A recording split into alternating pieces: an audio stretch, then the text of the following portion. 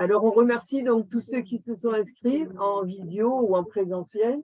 Et je voulais excuser l'absence de la présidente de Cabilla, qui a un gros ennuis de santé en ce moment, mais qui aurait dû être là, mais elle avait une opération à Bordeaux, c'est un peu compliqué, voir qu'elle repart. Donc, elle était vraiment désolée de ne pas être là ce soir. Parce que c'était un thème qui lui tenait très à cœur. Et bon, c'était un peu dur pour elle, mais on lui a dit qu'on allait assurer que ça aurait lieu quand même. Voilà. Euh, voilà, et on est très content mais je vais repasser la parole à toi, parce que c'est toi qui vas présenter les différentes interventions. On est tous une petite Sylvie qui va représenter la présidente de ce soir pour faire le petit mot d'accueil. Bon, alors ce lieu, c'est la continuité d'un projet qui a eu lieu, qui a commencé en 2014, autour de l'idée d'une maison de l'économie sociale et solidaire en Pays Basque. Et ce lieu ici, donc, abrite Cabilla, c'est la maison de l'économie sociale et solidaire. Et donc, cela signifie le Nid basque, et le Billa nous renvoie Biarritz, où est né le projet. Donc, c'est une association qui vit des cotisations de ses adhérents, de dons et de subventions. Alors, c'est un lieu d'information, c'est un lieu de formation, de rencontre et d'échange ouvert à tous pour développer l'économie sociale et solidaire sur le territoire et connaître également les pratiques d'autres personnes qui vivent ailleurs.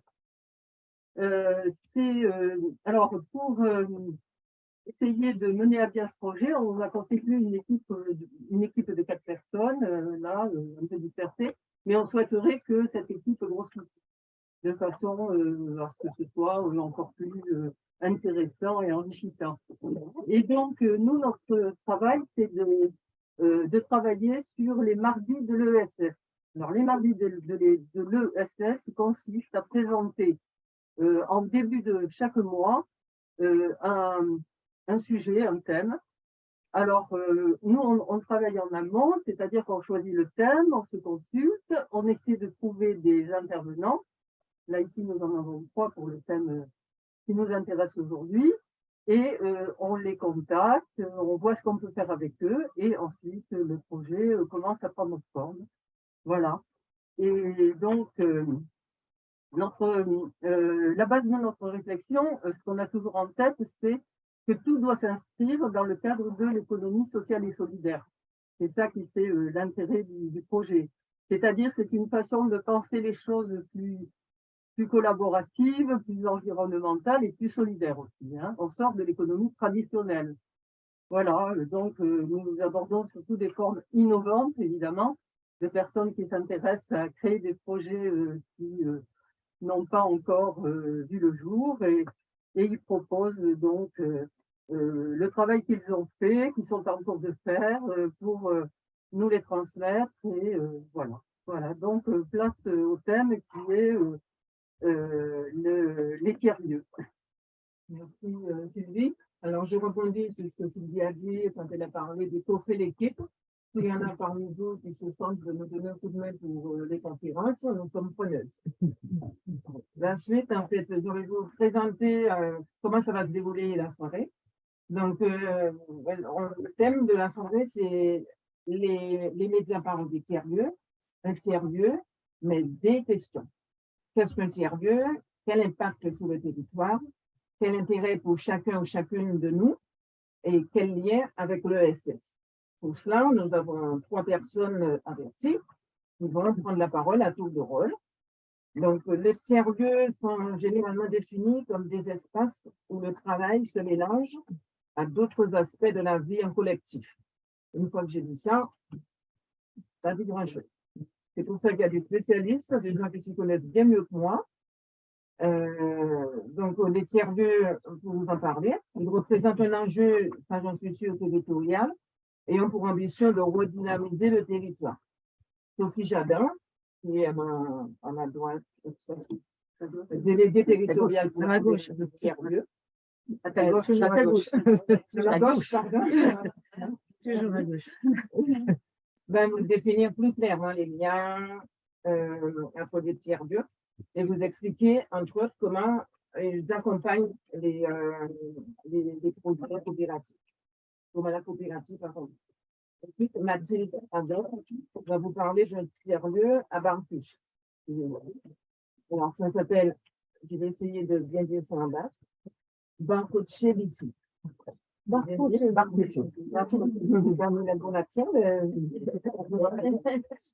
nombreux constats pour trouver une orientation, donner du sens, avant que dans le début de notre projet, que dans le vous expliqué tout à l'heure, et une réalité qu'ils ont identifiée, le côté positif, ils se sont basés sur quelque chose d'existant et reconnu par tous, la grande dynamique associative du village. On en a parlé, ça m'a plu. Et la multiplication des projets innovants qu'il y avait un peu partout, un peu plus, et surtout une culture la vie quand il va plus. Et ensuite, j'ai écrit Gabriel, qui est à ma gauche immédiate, pour vous présenter le projet La Générale, qui est anglais, et qui propose une manière d'appréhender la santé de demain en 3 mots, inclusive, globale et humaine. Donc, je vais leur laisser la parole. Dans un premier temps, ils vont se présenter très succinctement. Et ensuite, la conférence va démarrer. Ils vont bien vous expliquer plus en détail. Donc, je laisse la parole à Catherine ou Sophie. Oui, je me présente en quelques mots. Je travaille à la coopérative Tiers-Lieu, qui œuvre sur la Nouvelle-Aquitaine, mais pas que, et je suis déléguée territoriale sur essentiellement les départements du Lot-et-Garonne, des Landes et des Pyrénées-Atlantiques. Et ça fait à peu près 2 ans que je sévis sur ces 3 départements. Voilà. Mathilde Lagor, je suis la salariée de Barcochebisi depuis 2019 et vous m'avez vu précédemment mardi dernier sur la thématique du crèche. Je suis présidente d'ACIA.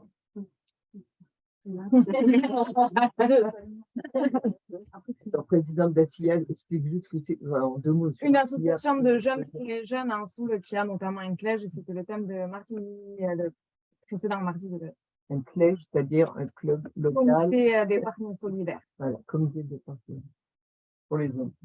Je suis Gabrielle, je suis la coordinatrice et salariée de l'association URPU, qui est un service de santé à Angers, vers Blanc-Comont.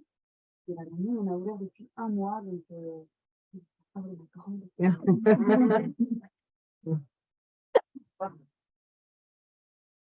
Alors, on repart sur peut-être sur la conception de chacun du tiers-lieu. Ah oui. Moi, je voulais bien laisser d'abord la parole à Kitri et puis pour parler de elle en quelques mots, ce qu'elle entendait par le mot tiers-lieu et pourquoi elle l'avait fait. Parce que moi, je vais venir avec de la théorie et commencer par de la théorie, je vais être un peu lourd, quoi. C'est pas cool. Il est 18h, on est mardi soir. On va commencer par du vécu, ça sera beaucoup mieux. Donc voilà, si l'une d'entre vous a envie de commencer. nous, on a pensé au tiers-lieu pour faire PhD, parce que pour nous, un tiers-lieu, c'est de création et on avait une certaine liberté, quoi. Donc, c'est ça qu'on avait imaginé des tiers-lieux. Nous, on était dans une approche un peu différente des lieux en stool un peu polyvalents, composites. Il y en a plein et depuis des dizaines d'années, donc ils ont pris des noms différents. Maison pour tous, maison des jeunes, maison des habitants, bon, ce qu'on veut. Pourquoi des lieux polyvalents dans le milieu rural? C'est parce qu'on n'est pas beaucoup et qu'on ne peut pas créer un lieu spécifique pour tout. Donc, il faut des lieux qui mélangent un peu tout. Donc, tiers-lieu, c'était très bien. On pouvait y mettre ce qu'on voulait dedans. Et ça a beaucoup plu aux habitants de pouvoir faire leur sauce avec ce mot-là. C'est très bien. Et moi, je ne sais pas si on peut présenter aussi, si on devait formaliser un peu le concept de tiers-lieu. Ouais. Pour la coopérative, en effet, c'est ce que dit Kitri, et puis c'est ce qu'ils font aussi à Barcochebisi, c'est-à-dire un décloisonnement des activités où il se joue un peu le travail, en effet, mais le travail dans une notion très large, c'est-à-dire avec qui génère des revenus ou pas, avec des services marchands ou pas, mais où il y a un décloisonnement, une accessibilité. Et donc, je vais juste m'appuyer sur ça. Voilà. Je vais passer sur la première diapo, si c'est possible. Traditionnellement, le tiers-lieu, au départ, en tout cas, la mouvance en France, était de se dire que c'était un lieu entre la maison et l'entreprise un peu plus classique.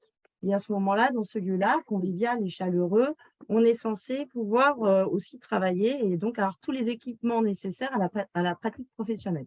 Ça, c'est le départ, c'est un peu le tiers-lieu dans son classicisme.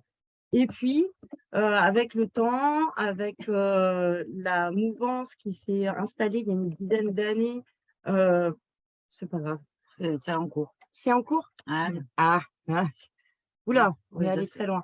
Ouais. Et donc, du coup, c'est Non, au ça départ, c'était vraiment de se dire qu'on allait travailler autrement, etc. Donc ça, c'est qu'est-ce qu'un tiers-lieu? C'est là-bas, c'est que c'est ce que je disais, un troisième lieu, hein, un mi-chemin entre la maison et l'entreprise. On est sur un objet mouvant, c'est-à-dire qu'on est plus sur une démarche que sur un équipement ou un lieu. On dit maintenant faire tiers-lieu. L'important, c'est le collectif du départ. C'est comment collectivement on porte un projet. C'est en ça aussi que les tiers-lieux s'inscrivent dans l'ESS. C'est ouvert à tous, c'est un décloisonnement au maximum. Il y a des activités professionnelles, mais pas que, surtout pas. Sinon, ce n'est pas vraiment un tiers-lieu, sinon c'est juste un espace de travail partagé et ça a le droit d'exister, il n'y a pas de problème là-dessus. On n'est pas tous obligés de faire des tiers-lieux. Il y a de la place pour tout le monde. Le tiers-lieu, en général, sa mission, c'est de s'ouvrir un peu les chakras.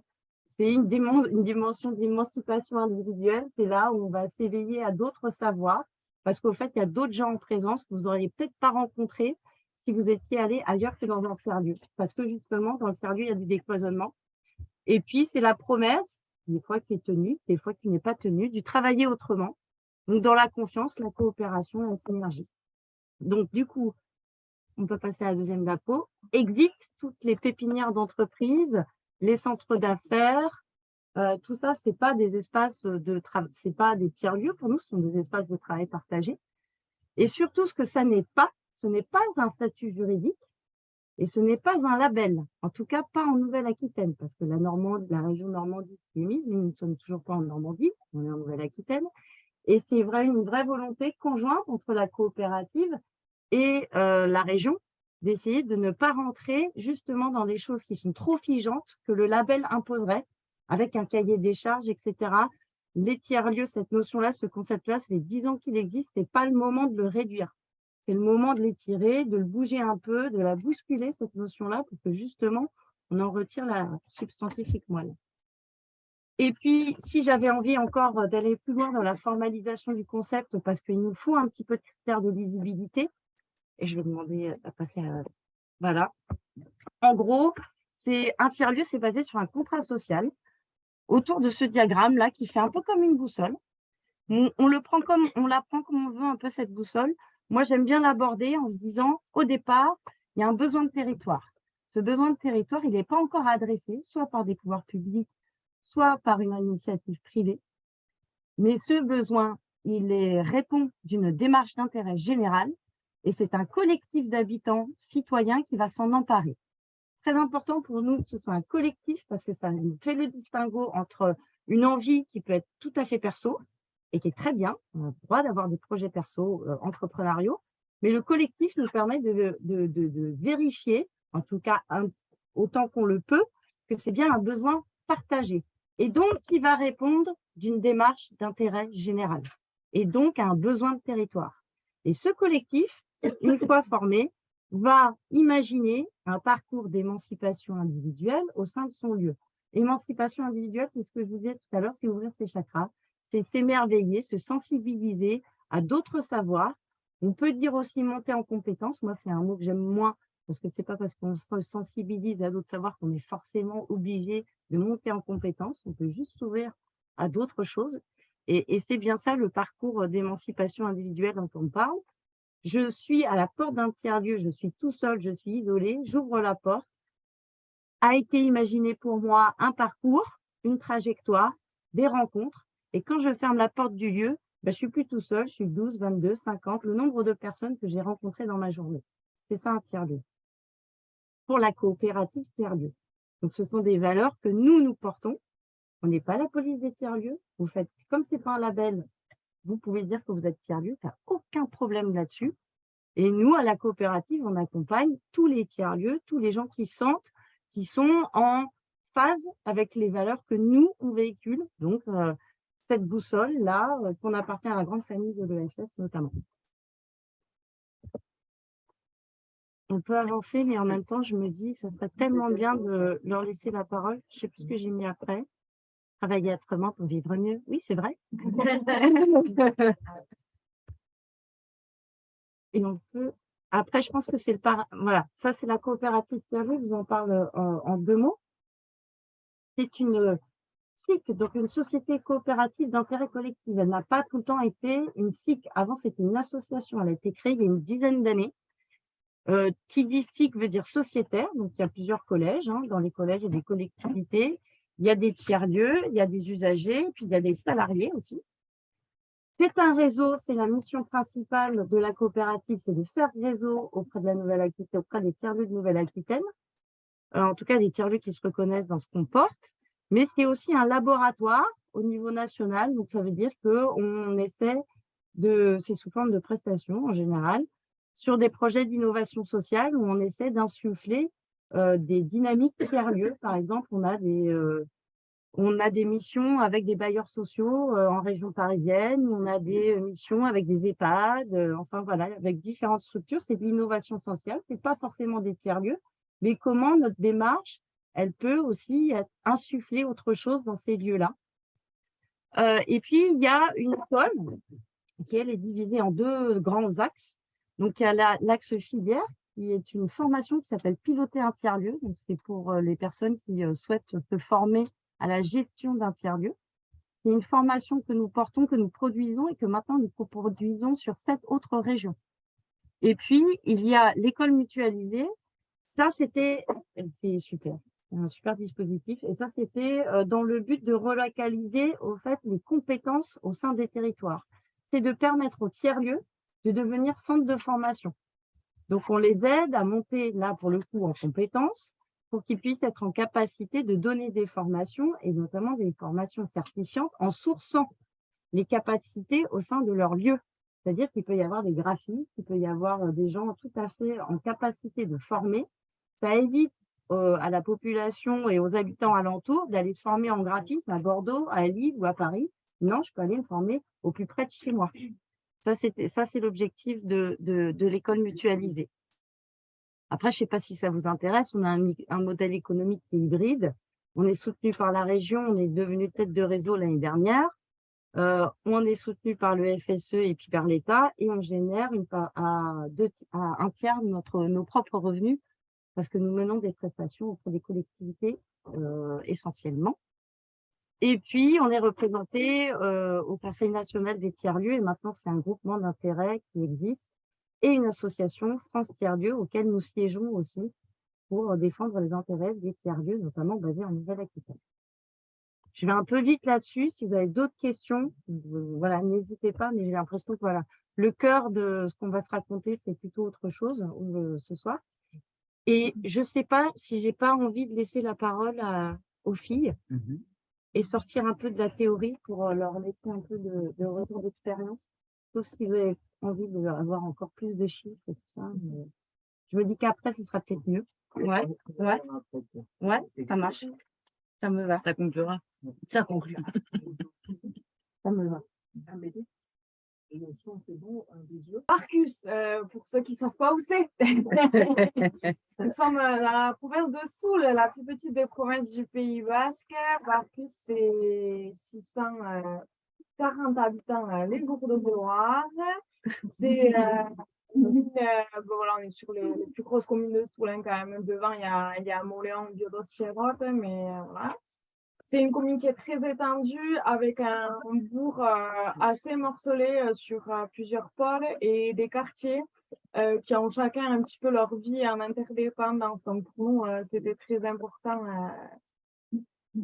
Donc voilà, des quartiers qui ont un peu leur vie et donc l'idée de refaire bourg, de faire village, c'était l'une des idées de ce tiers-lieu. C'est une idée qui est partie de l'Audace, le centre d'appui aux entreprises de Soule, qui a vu, ah là là, ces projets de tiers-lieu, qu'est-ce que c'est, qu'est-ce qu'on peut en faire. Ils ont organisé des soirées débats partout en fait pour présenter ça, à Tardets, à Ordiart et à Barcus, ça a de suite matché. Les habitants se sont dit, bon, mais la semaine prochaine, on se voit, on fait des post-it sur les besoins et voilà, ils ont décidé de créer une asso et de créer un tiers-lieu à Barcus.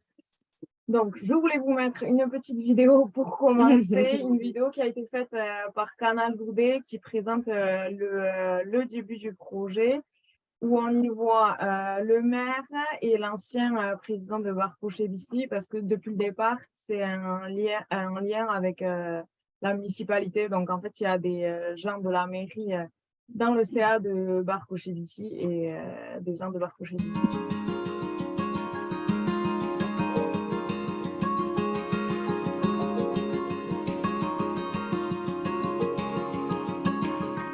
Le territoire de la Soule est en fort déclin démographique, voire en déprise depuis plusieurs années maintenant.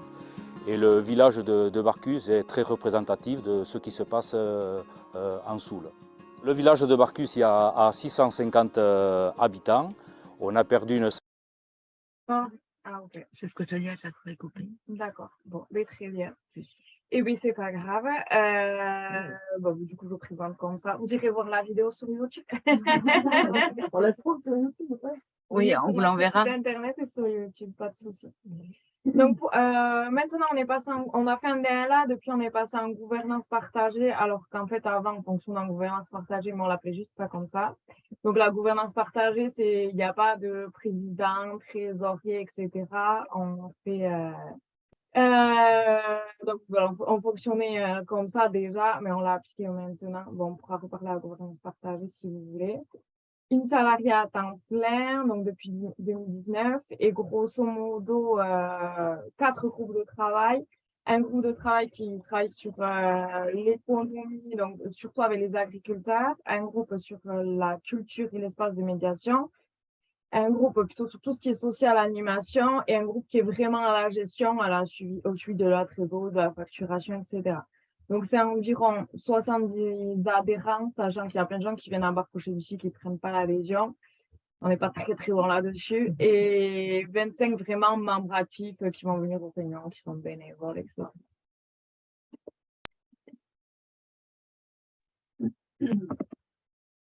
Donc, on essaye de fonctionner, de mettre en place cette méthode qui est écouter les besoins, voir les solutions qu'on peut y mettre, tester et après voir si on continue. Grosso modo, ça se passe comme ça à chaque fois sur tous les projets. Ça a démarré du coup avec ce jeu des post-it, toutes ces questions, tous ces besoins, clac, à chaque besoin, ah, voyons ce qu'on peut mettre en place, moi j'ai telle compétence, je vais faire ça, je propose ça. Des fois ça marche très bien et des fois ça marche pas, des fois ça a eu marché, comme les ateliers informatiques qu'on a fait au début, et puis à un moment donné, il n'y a plus de monde, donc on a arrêté. Donc, on fait des actions dans le tiers-lieu, dans notre nouveau lieu qui est sur 3 étages au village et qui a été réhabilité avec la mairie, et aussi hors les murs. Donc, ça nous arrive de faire des actions au stade de rugby, qu'on appelle le patronage, la maison pour tous, chez Chilo, le bar du village, etc. Et on essaye d'avoir un calendrier à l'année d'animation avec les différents partenaires qui sont les assos du village qui étaient déjà présents. L'idée, c'est de pouvoir mutualiser et valoriser ce qui existe. On n'invente pas grand-chose dans ce que l'on fait. Voilà, ça c'est un panel un peu de nos actions. Donc sur l'espace professionnel, on a cet espace de coworking qui est un peu un classique des tiers-lieux. De la grande on travaille beaucoup avec l'hospitalité du Pays Basque, notamment parce qu'en dessous, ils ont des bureaux qui sont très actifs avec la population. Ils ont un calendrier, etc. Donc bien en lien avec les acteurs. On travaille beaucoup sur la valorisation de l'agriculture et l'attractivité en général, parce que le but un peu de ce tiers-lieu, c'était amener de nouvelles familles et les faire rester. Bon, c'était ce qui était expliqué dans la vidéo. On est le seul territoire du Pays Basque à être en déprise démographique. Voilà, on perd faire environ 300 habitants en Soule chaque année. Donc, c'est quasiment l'équivalent d'un petit village. C'est en train de se stabiliser, mais on n'est toujours pas au niveau de Biarritz. Donc, au niveau général, on se positionne un peu comme centre ressources de la vie associative pour le village et en Soule. Et on a essayé ces dernières années surtout de structurer et de bien écrire notre projet avec le DLA, donc dispositif local d'accompagnement, le cursus EPTICOP, etc. L'espace culturel, c'est surtout un projet d'espace de médiation pour valoriser la danse souletine à Barcus. Donc là, on a travaillé avec l'Université de Pau sur un projet tutoré, des étudiantes qui sont venues travailler sur ce projet, qui nous ont fait un dossier. Et là, grosso modo, en fait, l'idée, c'est que ce soit les habitants, notamment les danseurs, qui construisent leurs propres outils de médiation pour expliquer ce que c'est la danse basque pour eux. Et on a notamment un projet de BD, donc les jeunes vont mettre en image avec Marco leurs anecdotes sur l'école de danse. Donc voilà, pourquoi en fait, parce qu'un danseur sur le terrain, c'est 15 ans d'apprentissage grosso modo pour avoir le droit de danser. Donc qu'est-ce qui fait qu'ils suivent ce cursus jusqu'au bout ou pas d'ailleurs. Et après l'espace social, donc on a un cours de labellisation EVS, espace de vie sociale, qui est un label de la CAF. Donc, on propose des animations, des événements, des ateliers toutes les semaines, des formations et on essaye de faire de la sensibilisation, notamment à la protection de l'environnement, mais aussi à la valorisation de l'Euskara. Et avec tout ça, on travaille pas mal aussi avec des universités sur des projets de recherche, notamment qui étudient les tiers-lieux comme l'Université de Bretagne ou Sciences Po Bordeaux. Donc, on a toujours ce lien un peu avec la fac qui est intéressant. Donc ça, c'est nos projets un peu de l'année pour vous donner une idée de ce que l'on fait. Donc toujours ces trois espaces, l'espace économique, l'espace culturel et l'espace social. Donc on peut passer, je vais balayer quelques exemples. Donc sur l'espace économique, on travaille beaucoup avec les agriculteurs. Donc là, vous avez 3 exemples d'actions en 2022. Ça a été de passer de ferme en ferme pour faire une fiche d'exploitation pour expliquer comment est-ce qu'ils travaillent, les labels, etc. pris dans ces fermes. Ça a été l'accompagnement d'un site internet de vente en ligne de produits locaux mené par l'épicerie du village et aussi des projets en commun. Donc, par exemple, avec Ambéré Naya, des rencontres de femmes paysannes entre midi et deux pour qu'elles puissent partager leurs problématiques et d'ailleurs aussi ce qui va bien dans leurs exploitations. Passé. Donc, la grosse action de cette année, ça a été le week-end paysan, donc une soirée débat le vendredi soir sur les savoir-faire agricoles. Un circuit gourmand le samedi toute la journée. Donc, l'idée, c'était d'aller de ferme en ferme, déguster les produits locaux. C'était un 3 vélos.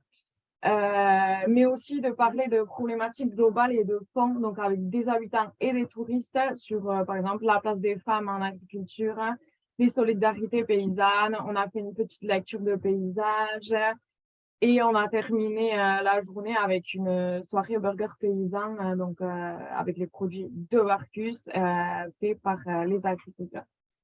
Voilà, j'ai réuni environ 200 personnes. Et donc ça, c'est le coworking. Donc ça a été le gros chantier parce qu'on a aménagé dans nos locaux cet été.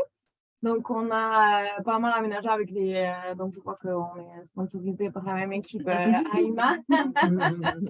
Et après, sinon, c'est les bénévoles. Donc la table haute, là, c'est les bénévoles qui ont fait. Ils ont fait des cloisons parce qu'on s'est vite rendu compte que le coworking en open space avait ses limites. Surtout qu'on a au coworking... comment je pourrais dire ça, de grands garçons gaillards qui ont une voix qui porte et qui ont besoin d'être enfermés. Du coup, dans les locaux, voilà, tranquille. Donc, on a grosso modo 2 coworkers qui viennent un peu toute la semaine et après, on a surtout on fait gratuit aux étudiants. Donc là, en ce moment, on a une stagiaire et d'un projet de recherche du coup qui est là. Et une jeune fille qui fait un BPREA en vidéo, donc qui est là aussi tous les jours. Voilà, grosso modo, au public qu'on a sur le coworking. Ensuite, il y a le volet culturel, donc voilà, accueillir des chercheurs. Donc là, on a une jeune chercheuse en anthropologie qui nous venait de l'université d'Oxford, qui travaillait sur la pastorale, donc qui est venue interroger des habitants. Le volet culturel, c'est aussi participer à des événements, donc hors les murs. Donc vous nous voyez courir à la Corrica, en solo call, je tiens à préciser dans la montée. Donc, le dévouement des bénévoles, voilà, était quand même sur la journée plutôt pas mal. Des soirées théâtre, donc par exemple, on a une jeune barcusienne qui a fait le cours Florent et qui est venue avec son équipe présenter sa pièce l'année dernière. Et on fait aussi des visites du village avec Patrick le cantonnier, en gros, qui s'arrête un peu devant toutes les maisons et voilà, qui donne des informations sur ce que c'était ces maisons avant. Voilà, donc il y a la maison des Tcharoun, etc. Des anecdotes tout au long du village. Et après, le volet social, donc on a des ateliers qui sont là toutes les semaines, ateliers guitare pour les jeunes, art plastique pour les enfants, des animations, théâtre, soirées de jeux de société, soirées débat, bon, ça passe un peu partout. Là, vous avez l'image, donc vous avez tous vu à la télé la semaine dernière. Stéphanie, qui est une barcusienne qui a traversé un océan en paddle pour une association. Donc, elle est venue présenter son projet aux villageois. Voilà, c'est le genre de soirée qu'on propose. Et ensuite, on a tout un volet nature avec des bénévoles qui attaquent les ronciers du village tous les week-ends quasiment pour dégager des sentiers de rando, mais aussi VTT et un petit sentier pédagogique à Bétatia où ils ont mis aussi des petits panneaux sur les essences d'arbres. Voilà. Et on fait aussi des petites balades commandées des fois avec des spécialistes de l'ONF. Enfin, voilà, ça peut varier. Donc voilà, ça c'est les animations qu'on a proposées en 2022. Donc pour vous donner un panel, ça va du tournoi de Manu à la présentation de livres sur le Pays Basque, des ateliers mémoire pour les seniors, une exposition cet été, le mouche. Enfin bon, je pourrais en parler un moment, donc vous pouvez vous référer à notre agenda. Donc, l'écosystème de Barcochevisi, donc un peu comment est-ce que le tiers-lieu interagit avec le reste de Barcus et le reste de la Soule. Barcus, c'est une vingtaine d'associations de villages pour 600 habitants. Donc, on essaye de travailler un petit peu avec tout le monde, que ce soit le rugby, le troisième âge, l'association Etcharoun sur le projet de danse, etc. Mais on a essayé aussi de créer un réseau sous le terme de l'association. Donc, on se voit tous les mois pour faire un point sur nos différentes problématiques, donc avec le collectif sous le terme, ASIA, etc.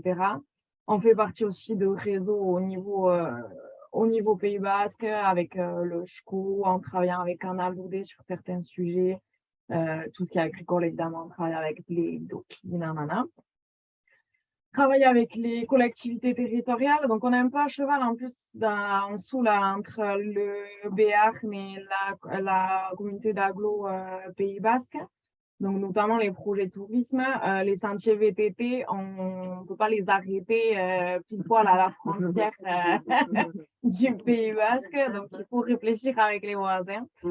Et évidemment, on travaille aussi avec les institutions, notamment avec EKE, donc l'Institut culturel basque, sur les projets autour de l'Euskara et de la danse sous le Tine.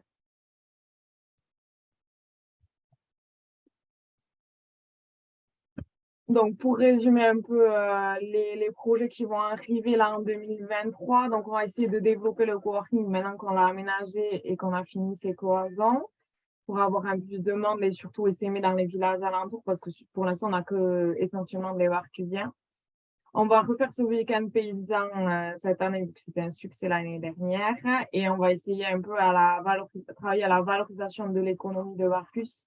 Notamment, ça c'est des projets avec la mairie, un projet avec ils ont racheté l'ancien bar du village qui a fermé avec le PFL et voir comment est-ce qu'on peut amener une gérance, etc. Sachant que si on accueille une nouvelle famille qui sera en gérance sur ce tiers-lieu, voilà, c'est quelque chose qu'il faut préparer. L'accueil des nouveaux habitants, c'est quelque chose sur lequel on travaille un peu au quotidien.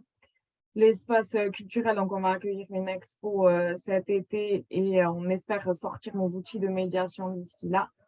Et ensuite, on aimerait que cet espace de médiation qui est dans le tiers-lieu s'ouvre avec un circuit dans le village, plutôt sur l'interprétation, alors que dans le tiers-lieu, ce serait plus une partie néophyte pour déjà expliquer ce que c'est la danse solétine, les différents rôles, etc. Et l'espace social, et ben, le projet, c'est surtout d'être labellisé parce que ce serait aussi un moyen de pérenniser nos financements. Parce que petite parenthèse sur les moyens de financement des associations, en ce moment, donc il n'y a plus d'aide de fonctionnement pour les assos. On est surtout sur de l'appel à projet. Donc, pour faire de l'appel à projet, il faut des projets. Donc, ça, c'est pas ce qui manque. Mais il y a des choses, on en aura toujours besoin. Et ce ne sera pas forcément des nouveaux projets qui vont arriver. Donc, la labellisation, ce genre de choses, voilà, ça permet de réfléchir aussi un peu notre modèle économique. Donc, on va développer plein de nouveaux ateliers en 2023. Donc, là, on est sur des ateliers jardin, permaculture, faire des randonnettes dans différents villages, donc proposer plutôt à ce public senior, famille, élargir un petit peu nos actions là-dessus. Bon, je mets une partie un peu sur le financement. Donc, bon, le gros de notre financement, c'est évidemment le temps bénévole, sans qui rien ne serait possible au sein de l'asso, parce que je ne peux pas tout faire en tant que salarié. Après, on a une petite partie de leader, une petite partie de privé. Donc, c'était notamment des sous comme le Crédit Agricole qui nous a financé sur des projets comme le Week-end Paysan. Et après, on a une petite partie d'autofinancement, coworking prestation.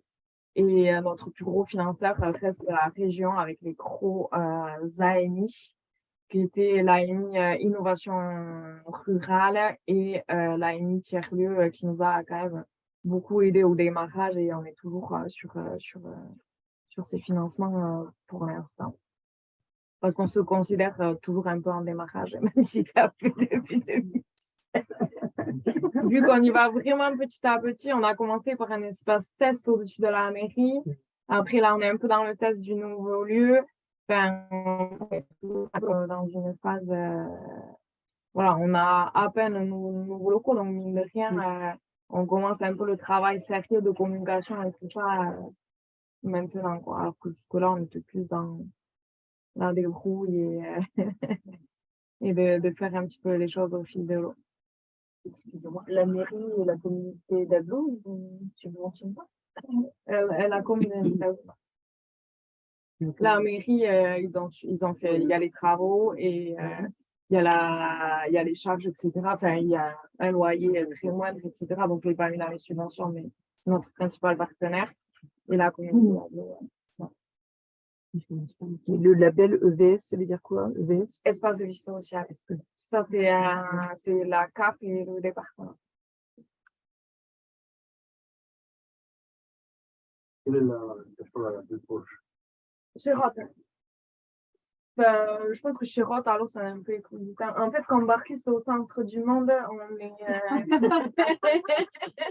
On peut arriver depuis septembre. C'est les mots chez moi, mais ça va pas. Donc,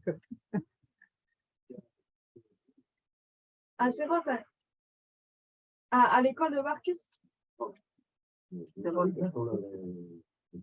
Oui, alors ça a été un gros débat au village parce que les effectifs de l'école avaient chuté. Donc évidemment, quand les effectifs d'une école chutent, on dit que c'est des élèves qui partent à l'étage là. Bon, c'est aussi le fait qu'on passe plus 6 enfants par femme. L'école, justement, ça a pas mal remonté ces dernières années. Et en plus, ils ont réussi à avoir l'immersif jusqu'au CEP. Donc, ça a été une très bonne nouvelle là en début d'année. Voilà. Et après, je vous ai mis un petit topo sur comment est-ce qu'on communique. Donc, surtout les mails et les affiches au village, à l'épicerie du village. Le site internet. Et après, on essaye pas mal. Et puis, on a la chance en dessous d'avoir de bonnes relations avec la presse. Donc, ça nous aide beaucoup à communiquer au quotidien. Et après, je ne sais pas si vous connaissez Basis, c'est un site pour réserver ces espaces de coworking. On fonctionne avec eux aussi.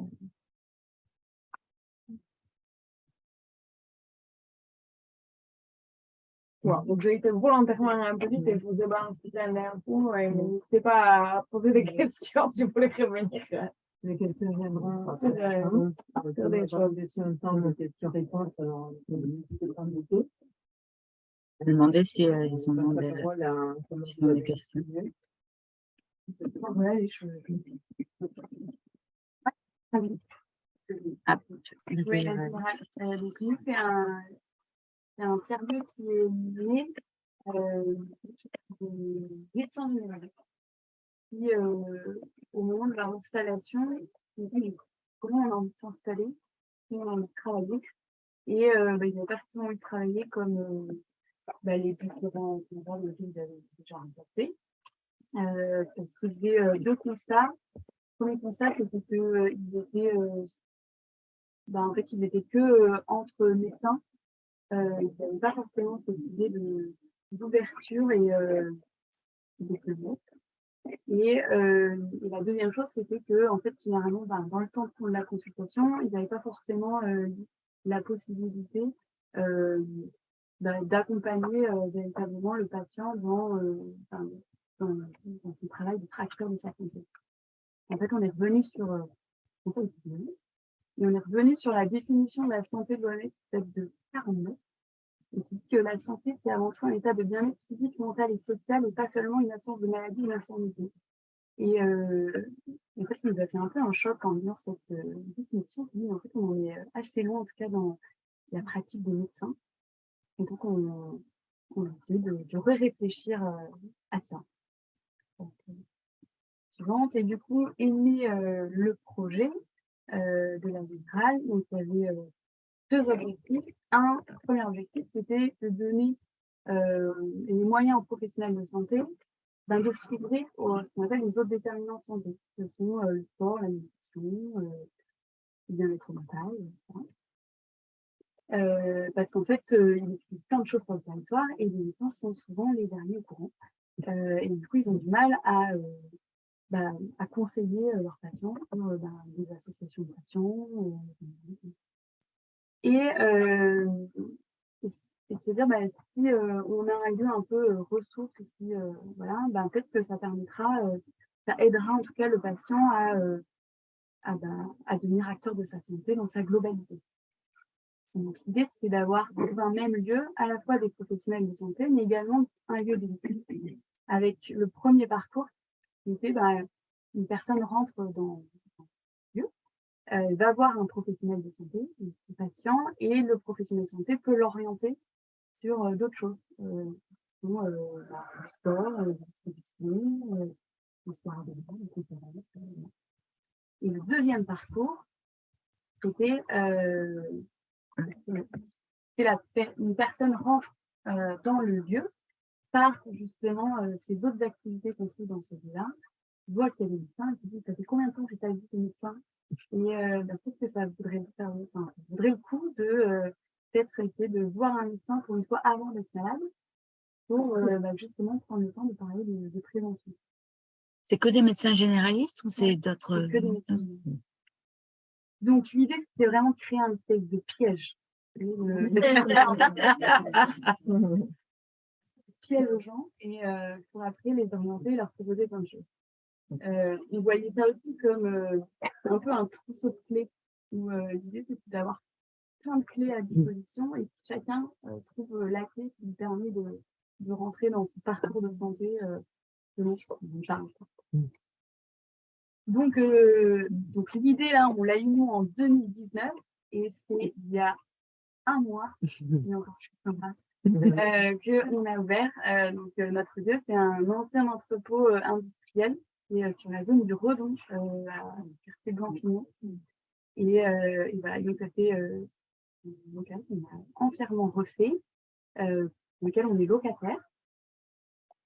Ça fait la salle de 6 ans, donc il fait 300 mètres carrés ce local. Donc il y a toute une partie sur la droite, la partie bleue qui est vraiment pôle médical avec une entrée propre. Et sur la partie gauche, c'est plutôt la partie lieu de vie, où on trouve un café et des salles polyvalentes. Dedans, qui on trouve? Donc on trouve des médecins généralistes, Ils sont 5 médecins à se partager 3 salles, donc ça tourne et parce qu'ils continuent d'avoir des activités habituelles. Voilà. Ensuite, on a une salle où on a des ostéopathes et des sophrologues. Et la dernière salle bleue, c'est une diététicienne. Peut-être une psychologue, on va voir. Dans les salles polyvalentes, là, on a tout un volet formation. Donc, on a des intervenants qui viennent faire de la formation sauveteurs secouristes au travail. On a de la prévention animale, prévention morsure. Donc, une dame qui fait voilà, des cours par rapport aux enfants et aux parents. Comment lire le comportement d'un chien. On a Gwendoline qui est kinésithérapeute et qui fait des cours de portage physiologique. Et on a également, parce que les médecins ont l'obligation de se former, des formations médicales continues. Il y en a une ce soir. Et c'est ça le cas aussi pour tout ce qui est sport. Donc on a des éducateurs sportifs, donc tout ce qui est enfants, adolescents, adultes, on a enseignants APAT et activités physiques adaptées. On a cours de pilates, cours de yoga. Et voilà. Et donc ça, c'est aujourd'hui les intervenants qui travaillent dans le lieu. Ouais, donc je vous ai mis quelques photos du lieu. Donc en haut à gauche, vous avez une des salles polyvalentes, donc, dans lesquelles il y a des formations et du sport. Et ça me tenait à cœur également de faire entrer de l'art culturel dans chacun des espaces. Donc, dans cet espace-là, on a Florence Lajolie, qui est une artiste de Biarritz, qui nous a accompagnés sur une presque collaboration. Donc, voilà. Sur la droite, vous avez la salle d'attente. Salle d'attente, et dans lequel il y a 2 internes en médecine qui ont monté une exposition avec en fait, ils ont proposé à 8 artistes DAB de faire des œuvres sur le syndrome de surexposition aux écrans d'enfants notamment. Et donc on a 10 œuvres qui traitent de ce sujet-là. Et donc eux, leur thèse en médecine, c'est est-ce que les patients qui attendent dans une salle d'attente, comment interpréter le message qui est donné via des œuvres d'art plutôt que une affiche explicative ne regarde pas les écrans. Donc voilà, c'est ça l'idée. Donc là, on a affiché les œuvres et ils vont passer les entretiens pendant les 4 prochains mois. Ils sont payés, le médecin? Ils sont payés? Alors là, c'est des internes, donc non, c'est des étudiants qui sont bénévoles. Pour bénévolement, oui, et en plus obligatoirement pour finir leurs études, donc pour pouvoir être payés. Voilà. Mais sinon, les autres médecins qui travaillent sont rémunérés via leur travail. Leur consultation. Et après, dans le reste, donc là, en bas à gauche, c'est une photo du café. Donc nous aussi, on a été sponsorisés par Aïna. C'est vraiment un très bon sponsor. Et là, on a de la chance. On est juste en face d'un tiers-lieu d'artisans d'art. Ça s'appelle la maison Sabaldou. Vous avez l'occasion d'aller les voir. Grande expérience, donc allez-y. Et eux, c'est des artisans. Donc, ils travaillent, ils n'ont pas forcément le lieu d'exposition et pouvoir montrer leurs œuvres dedans.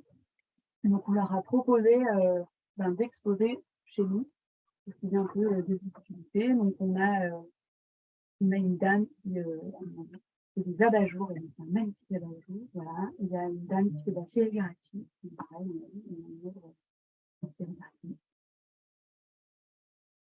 Voilà. Et donc, nous, on a tout juste commencé, donc ça, c'est notre planning de l'année, qui est encore un petit peu, mais voilà, cette semaine de la mort, c'est une page. Ouais. On remarque là, il y a une nouveauté là, avec la fin de vie, etc. Il va y avoir des nouveaux mots, peut-être. Alors, on ne court pas à la fin, mais en novembre, effectivement, pour la Toussaint, on s'est dit on va faire une semaine de la mort. L'idée, c'était de comment réussir sa mort. de parler de ces directives anticipées, de parler, de parvenir des notaires pour la préparation à la mort. Et voilà, et on est en train de construire cette semaine-là avec différents acteurs. Et voilà. Mais on a plein d'idées parce que comme en face, on a un idée, on s'est dit pourquoi pas aller. Alors peut-être pas pour la prochaine, peut-être pas pour cette session, aller jusqu'à fabriquer son propre cercueil. Enfin bref. Après la semaine de la santé mentale, c'est Briller pendant le fait de la un petit peu d'humour. Alors oui, nous, Il vaut mieux en parler en même temps. Puis il y a plusieurs mots dans une si c'est pas votre truc, vous ne venez pas chez nous. Qu'est-ce que ça voilà. Donc en fait, on fait nous notre inauguration en mai le 12 mai. Donc si vous voulez venir, vous êtes bienvenus. Et l'idée d'ici là, c'était de prendre nos nous dans le lieu, parce qu'on a vraiment commencé le premier atelier le 1er mars. Les médecins ont commencé là il y a 10 jours. Donc on va commencer, c'est dit, par une soirée karaoké, du coup qu'on aime faire. Donc le 13 avril, on fait une soirée karaoké et le 22 avril, on fait une soirée de théâtre d'impro. Voilà, donc il y aura tous les mois normalement une soirée théâtre d'impro. Donc en mai, notre inauguration. En juin, juste avant l'été, on s'est dit il faut faire une semaine du cul.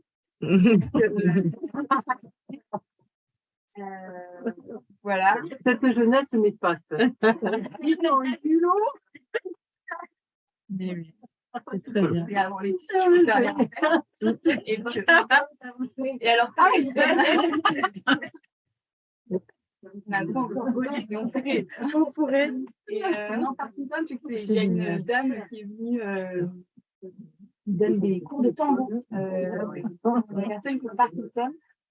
Et vous voulez qu'on fasse, on l'accompagne sur toute une journée pour expliquer en fait tous les bienfaits du sport dans la maladie et dans l'évolution de la maladie. Donc là, ça va être une journée où il y aura un samedi, maintenant ça va être une conférence, et l'après-midi, ça va être pour tester en fait différents ateliers, que ce soit de la danse, du tango, de la marche nordique. Voilà. Et, alors, ce qu'il faut comprendre, c'est que, ce lieu-là, c'est une association, c'est l'association URFU qui porte ce lieu-là. L'association, elle est initialement, et on va dire aujourd'hui, composée principalement des médecins généralistes et puis petit à petit différents adhérents. Mais ce que je voulais faire passer comme ça, c'est qu'en fait, nous, on n'est pas grand-chose. On est médecins généralistes, on est spécialistes en bien. Donc en fait, tous les événements qu'on propose sont faits en collaboration avec d'autres personnes qui soit sont spécialistes, donc ça peut être des médecins, mais pas que des médecins, ça peut être des associations. Voilà, donc on est vraiment considère plutôt comme un lieu ressource où on essaie de travailler avec qui existe déjà sur le territoire. L'objectif, ce n'est pas de créer une énième association, mais bien de mettre en valeur en fait ce qui existe déjà sur le territoire. Donc la semaine du cul, en l'occurrence, il n'y a quasiment aucun des médecins qui travaille qui travaille à la générale qui va intervenir. Donc on va plutôt intervenir avec le planning familial, avec des médecins qui sont spécialisés en santé sexuelle, avec une association sur la Bascos. Voilà, donc l'objectif c'est vraiment de travailler avec ce qui existe déjà sur le territoire. Qu'est-ce que je peux vous dire d'autre? Nous, on a une idée, elle a émergé en 2019. On a commencé à se mettre vraiment à fond en 2020. Nous, on a fait la formation pilotée intérieur de la coopérative Sérieux. On a suivi cette formation. On a bien aidé pour poser le projet. Et on a trouvé le lieu. On a trouvé le lieu en 2021. On a commencé les travaux en juillet 2022. Donc il y a 6 mois là maintenant. Et aujourd'hui, on est encore accompagné par le Tube AIT, peut-être qui est sur Tarnos, pour nous aider à mettre en place toutes ces gouvernances partagé parce que aujourd'hui, on est encore sur les statuts qu'on avait rédigés en 2020 où on était 5. Et voilà. Donc là, l'objectif, c'est d'ouvrir un peu et de voir. Donc là, vous êtes combien encore? Alors, l'équipe projet, elle est constituée de 7 personnes. On a déjà 2 salariés. Il y a une serveuse pour le café et moi-même qui suis sur la coordination du lieu. Et après, c'est des bénévoles. Donc, c'est principalement les médecins, plus un bénévole qui nous aide sur toute la partie administration, RH. Et après, on a de plus en plus d'adhérents parce qu'on commence à faire de plus en plus de choses. Et voilà. Donc, la particularité, c'est qu'on n'oblige pas l'adhésion pour venir à tous, en gros, à tous les ateliers la journée. En gros, les sports. Bien évidemment, si vous allez voir votre médecin, vous n'êtes pas obligé d'être adhérent. Voilà, mais par contre, tout ce qui est animation qui est proposé par l'association, là, on demande aux gens, on leur adhésion à la pause après. Et vous êtes chez vous, c'est quoi? On a eu En fait, c'est votre invitation pour la Oui. Pour la ouais. Donc, on a été aidé par la région via l'AMI Innovation Sociale. Et là, ça touche à ce point. Et après, ça a été principalement un prêt, en fait, qu'on a fait pour financer des travaux auprès des 3 banques, Crédit Corp, la MEC et Crédit Agricole. Là, les locaux appartiennent à l'association? Non, on est locataire. Non, locataire. C'est pas riche. On n'est pas riche, mais ça doit générer un budget quand même conséquent. Il y a 200 millions. Ouais, on est autour de 100 000 euros en et en fait, on va dire 80% de nos revenus sont liés en fait aux locations d'espace, parce que les médecins sont adhérents de l'association, mais sont aussi sous-locataires. Mais en fait, chaque professionnel paye un loyer à l'association pour permettre un certain flux financier et également une certaine autonomie qu'on voulait par rapport. On voulait vraiment. Sinon, on voulait être complètement indépendant le plus possible des institutions et notamment de l'ARS et notamment. Sinon, on aurait fait une maison de santé, quoi. Oui, la différence, c'est le concept. Oui. Vous avez indiqué au début, c'est la différence, elle est là. Moi, je ne sais pas, vous entendez un visio. En tout cas, il n'y a pas de réponse. Et les banquiers, ils vous ont accordé facilement ces prêts? Non, Parce que ça n'a pas dû être facile, normalement. Parti les 9 ans. Mais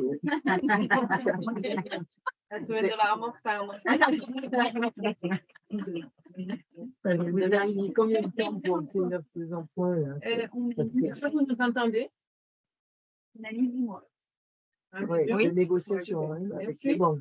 Ouais, 8 mois de négociation. En fait, c'était au départ, ils n'avaient pas bien compris. Elles disaient que c'était les médecins qui voulaient faire un prêt. Donc là, c'était pas de souci demain.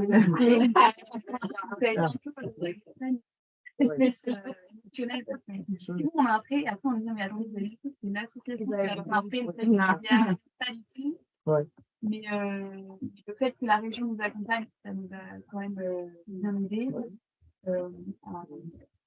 à juste montrer que le projet était crédible. Et on a également été aidé par France Active qui nous a accompagnés avec un fonds associatif. Voilà. Aussi qu'on est Exactement. on va arrêter les questions, on va les reprendre tout à l'heure et laisser Jardin. Oui. Reprendre la parole. En même temps, c'est hyper intéressant, mais du coup, je vais essayer d'être assez légère sur moi ce que j'ai à dire en essayant de rebondir sur les présentations. Hein. en m'appuyant sur le panorama qui a été fait, puisque la coopérative a un observatoire et donc met tous les ans à disposition un panorama sur 200 tiers-lieux qui répondent à ce questionnaire, à ce grand recensement de manière tout à fait volontaire.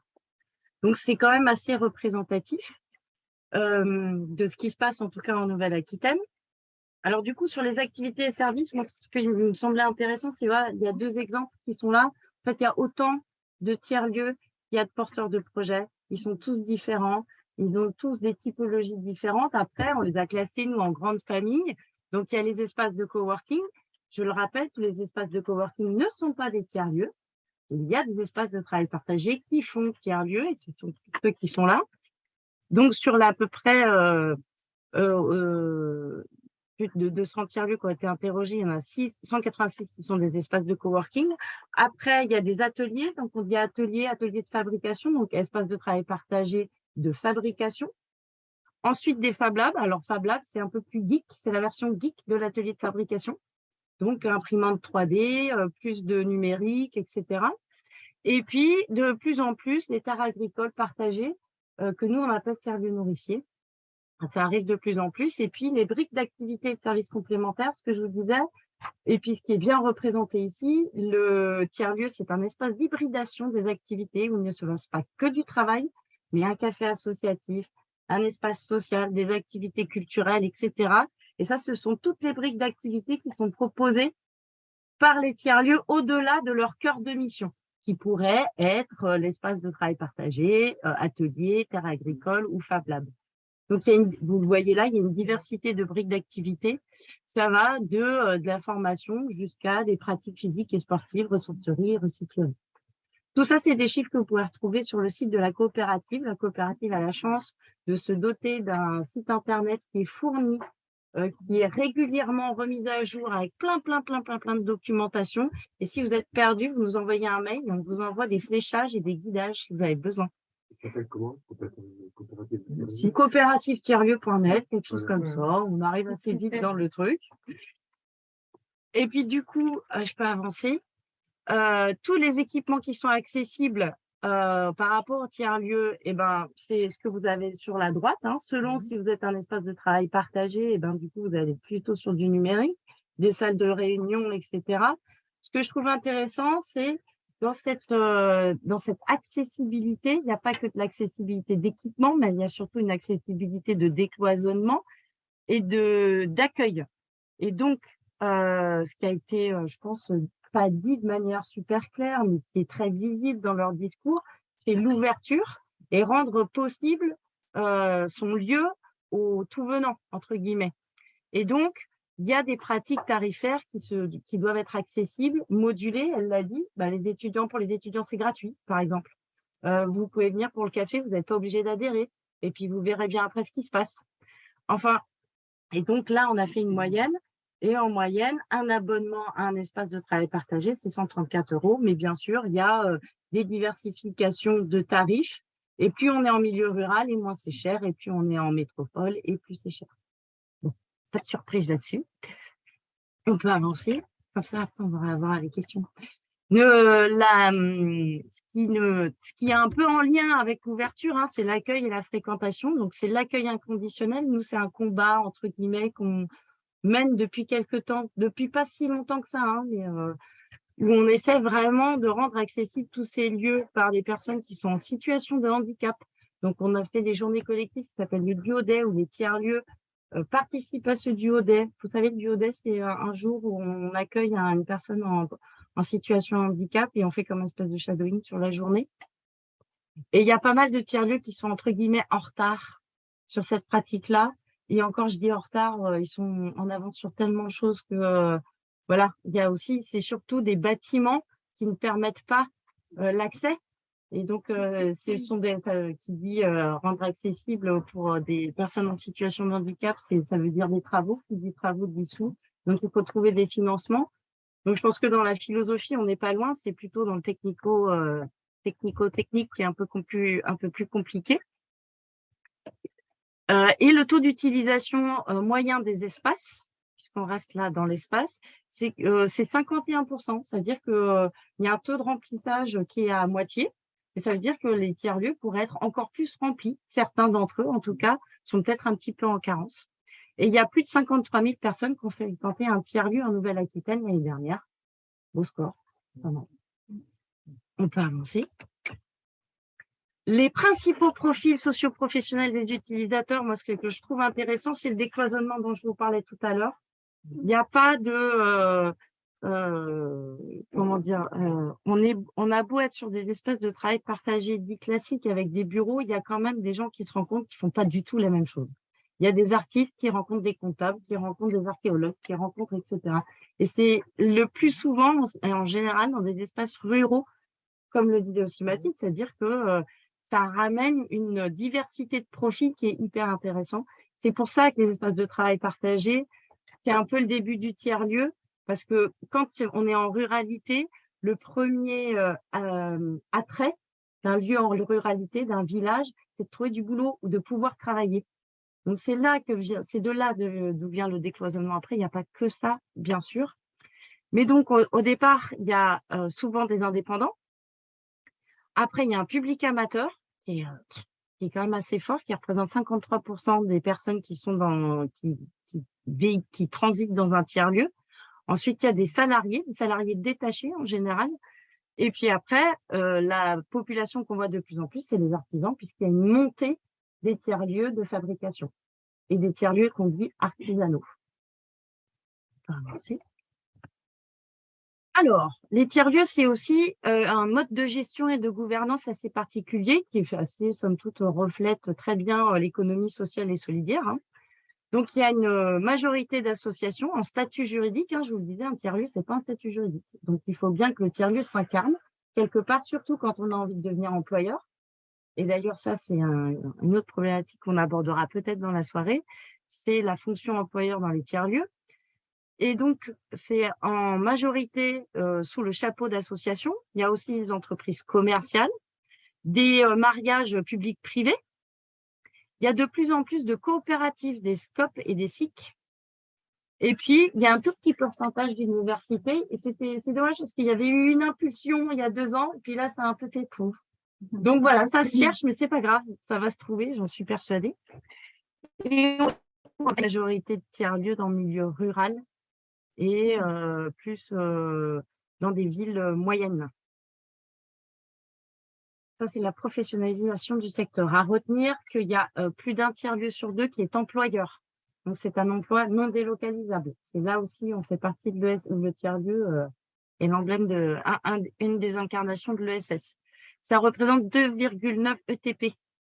C'est équivalent de temps plein en moyenne. Et ça fait 322,8 ETP pour 110 tiers-lieux employeurs qui ont répondu. Ça, je vous le dis aussi, tout le monde n'a pas répondu. Il y a des gens qui n'ont pas eu le temps, il y a des tiers-lieux qui n'ont pas eu le temps. Après, c'est une bonne moyenne, hein, plus de 2 tiers des tiers-lieux qui ont répondu. Et les métiers qui sont exercés pour faire fonctionner le lieu, facilitateur au départ, c'est un peu à l'image de la compétence qu'on porte, nous, à travers la formation piloter un tiers-lieu. Donc, ça permet de former des gens qui seront à la facilitation du lieu. Après, il y a d'autres métiers à l'intérieur. Il y a jusqu'à des régisseurs, parce qu'il y a certains tiers-lieux qui sont des tiers-lieux culturels. Donc, il y a des intermittents du spectacle aussi. Enfin, il y a une variété de profils dans les tiers-lieux. On peut avancer. Et, j'ai aussi chapeau bas aux bénévoles, mais Mathilde le disait, c'est qu'au fait, il y a 60% des tiers-lieux qui sont concernés, qui reposent énormément sur du bénévolat.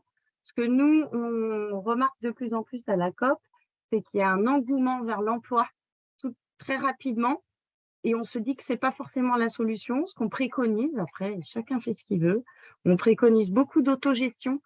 Le but, c'est de refaire société dans son propre village, dans sa ville, dans son quartier, et de se réessayer à se rejouer le jeu de la société, et donc de ne pas devenir tout de suite employeur, parce qu'après, devenir employeur, ça veut dire qu'on a des responsabilités, on n'y est pas toujours préparé, et le but, c'est, au départ, on est juste en train de répondre à un besoin qui n'a pas été pourvu, et nous, on l'a capté en tant que collectif, Le but au départ, c'est pas forcément d'être employeur. Le but, c'est de répondre à un besoin. Et après, super si on peut employer quelqu'un. Mais s'expérimenter à l'autogestion, je pense que c'est quand même ce qu'il y a de plus sain. Et c'est ce qui permet de phaser aussi le projet et de ne pas partir dans une espèce d'explosion d'activité qui, à un moment, mène tout le monde un peu aussi dans le burn-out. Et ça, c'est un peu l'envers du décor du tiers-lieu. Et ça fait une dizaine d'années que ça existe. Ça fait un petit moment que c'est subventionné aussi, vous l'avez entendu. Et donc, forcément, qui dit subvention, dit explosion un petit peu des activités qui sont attendues des tiers-lieux. Et finalement, quelque chose ça fait un espèce d'appel d'air. Et quand les tiers-lieux deviennent salariés, deviennent employeurs, je suis tellement content d'avoir un salarié qu'elle fait tout. Et un salarié qui alors, elle n'a pas compris, elle est juste facilitatrice et finalement, elle se retrouve à la gestion et à la tête de… Donc, vraiment, l'expérimentation de l'autogestion, bien comprendre quelles sont les fonctions du tiers-lieu, ce que vous avez envie d'en faire, ses valeurs, ses activités, comment est-ce qu'on phase. Et elles vous l'ont bien dit, c'est-à-dire que c'est une vraie construction de projet, quoi. C'est énorme ce qu'elles ont fait avec leur équipe. Donc, c'est pas… voilà. Après, il y a plein de tiers-lieux qui restent en autogestion. Ça fait 10 ans qu'ils existent et ils sont pas employeurs. Et ça marche très, très bien. Sauf qu'en effet, ils n'ont pas développé d'autres briques de service. Mais ça marche quand même. Coworking Pays Basque, à Biarritz, à côté de la gare. À Agen, le coworking La Fontaine, 10 ans d'autogestion. Tout va bien. Et ce sont les coworkers qui le gèrent. Le modèle éco, en général, les partenaires qui sont mobilisés pour stabiliser les ressources, c'est toutes les structures jeunesse, les organismes de formation, les structures de l'art et de la culture. En général, c'est très lié au cœur de mission du tiers-lieu et l'intensité de la relation à la collectivité locale. Alors, plus on est en ruralité, plus la relation qualitative, elle se fait avec la mairie et la collectivité. Et plus on s'éloigne de la rivalité, et plus ce sont des échelons éloignés, régions, etc. Si vous voulez, on y reviendra. C'est juste que je vais vite pour vous laisser le temps des questions. C'est ce que je vous ai dit. Voilà, en gros, plus ou moins. Et on voit bien que peu importe le milieu rural ou pas, c'est quand même la région qui est un financeur dominant, entre guillemets, sur cette problématique-là. C'est une région qui était assez pionnière sur l'accompagnement des tiers-lieux. Ça fait à peu près 5 ans qu'elle s'y attache. Elle s'est emparée du sujet. Ça a permis le maillage du territoire en tiers-lieux. Donc, il y a plus de 300 tiers-lieux en Nouvelle-Aquitaine. En tout cas, identifiés et qui se sentent appartenir à ces valeurs-là ou en tout cas selon la définition qui est portée à la région. Et ces financements-là, ils sont bénéfiques pour la plupart des lieux, mais en même temps, ça peut être un piège, c'est le revers de la médaille, c'est ce que je vous disais tout à l'heure, ça fait un appel d'air, ça donne des cahiers des charges, il y a des exigences, et donc on s'engouffre des fois pour avoir des financements, et puis le jour où les financements s'arrêtent, on n'a pas prévu la suite, ou alors on a prévu la suite, mais ça nous a engagés sur des actions. Donc, le but, c'est pas de dire je ne veux pas d'argent, vas-y, rétro-satanas la région, ou à l'inverse, vas-y, continue à développer des dispositifs de politique publique. Ça veut juste dire qu'il faut être vigilant, il faut bien se repérer à ce pourquoi on fait un tiers-lieu, et puis bien rester dans son collectif et être aligné sur les missions et les besoins du territoire. Parce qu'en général, c'est ce qu'apporte le financement, ça s'interroger sur des besoins de territoire, et peut-être que sur votre territoire, il n'y a pas le besoin qui est évité, tout simplement. Ça ne sert à rien d'y aller, et c'est pas grave. Surtout pas. Vraiment pas grave. Donc voilà les modèles éco. Dans ce qui est le poste de dépense le plus gros, c'est les charges de fonctionnement, c'est les loyers et tous les fluides. Et puis ensuite, les frais de personnel. Après, il y a de l'investissement, il y a de la com, mais ça, c'est plutôt du fonctionnement. Et puis, dans les sources et les revenus, ce que disait un peu Kitry, c'est l'allocation d'espace de travail, les adhésions et les cotisations. Et les subventions n'arrivent pas en tête, comme on pourrait le croire, parce qu'il y a eu beaucoup d'espèces de mythes comme ça, comme quoi les tiers-lieux étaient ultra subventionnés.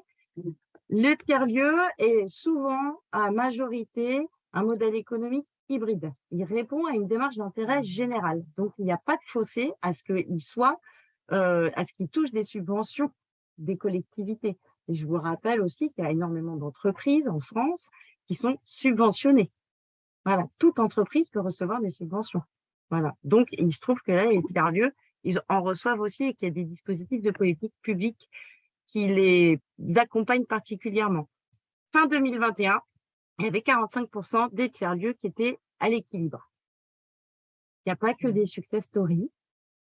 Et puis, c'est surtout que des fois, on est en déficit. Et puis, l'année d'après, mais comme dans n'importe quelle entreprise, des fois, on est en déficit. Et puis, l'année d'après, on est bénéficiaire. Bon, voilà. C'est la vie d'une entreprise et d'une entreprise collective en l'occurrence. Et ça, c'est le foncier. Je l'ai mis celle-là parce qu'on est dans un territoire ici dont la problématique du foncier est quand même hyper, j'allais dire, brûlante, tendue. Et donc, juste pour vous donner des chiffres et dézoomer sur la région, la plupart des tiers-lieux sont locataires du bâtiment à prix modéré, sont locataires du bâtiment au prix du marché, sont propriétaires du bâtiment, sont propriétaires de leur propre bâtiment, à 23%, ce qui n'est pas anodin. Je pense qu'il y a une espèce d'engouement à s'emparer de lieux parce qu'il y a énormément de lieux qui sont mis à disposition par des collectivités, par des mairies. Et pour éviter que le tiers-lieu soit délogé, si l'équipe communale vient à changer après un mandat, c'est plus simple d'être propriétaire. Après, ça demande une stabilité de l'équipe et des bénévoles qui est assez forte. Mais donc, du coup, 23%, chapeau bas à ceux qui l'ont fait. 19% sont occupants du bâtiment à titre gracieux, je vous le disais, ça c'est souvent en milieu rural, hein. Ce sont des collectivités, des communes qui ont mis à disposition en général du patrimoine et 2% qui sont dans une autre situation. Je crois que c'était ma dernière slide, je veux bien vérifier. Ah non. Ça, c'est pour vous. S'il y en a qui sont inspirés, qui se posent énormément de questions sur ce que sont encore des tiers-lieux. La coopérative organise des rencontres, des petits ramdams, des grands ramdams, c'est surtout sur des thématiques précises. Il y a des visioconférences et des webinaires. Tout ça, c'est gratuit. Et je le dis parce qu'il faut rendre à César ce qui est à César.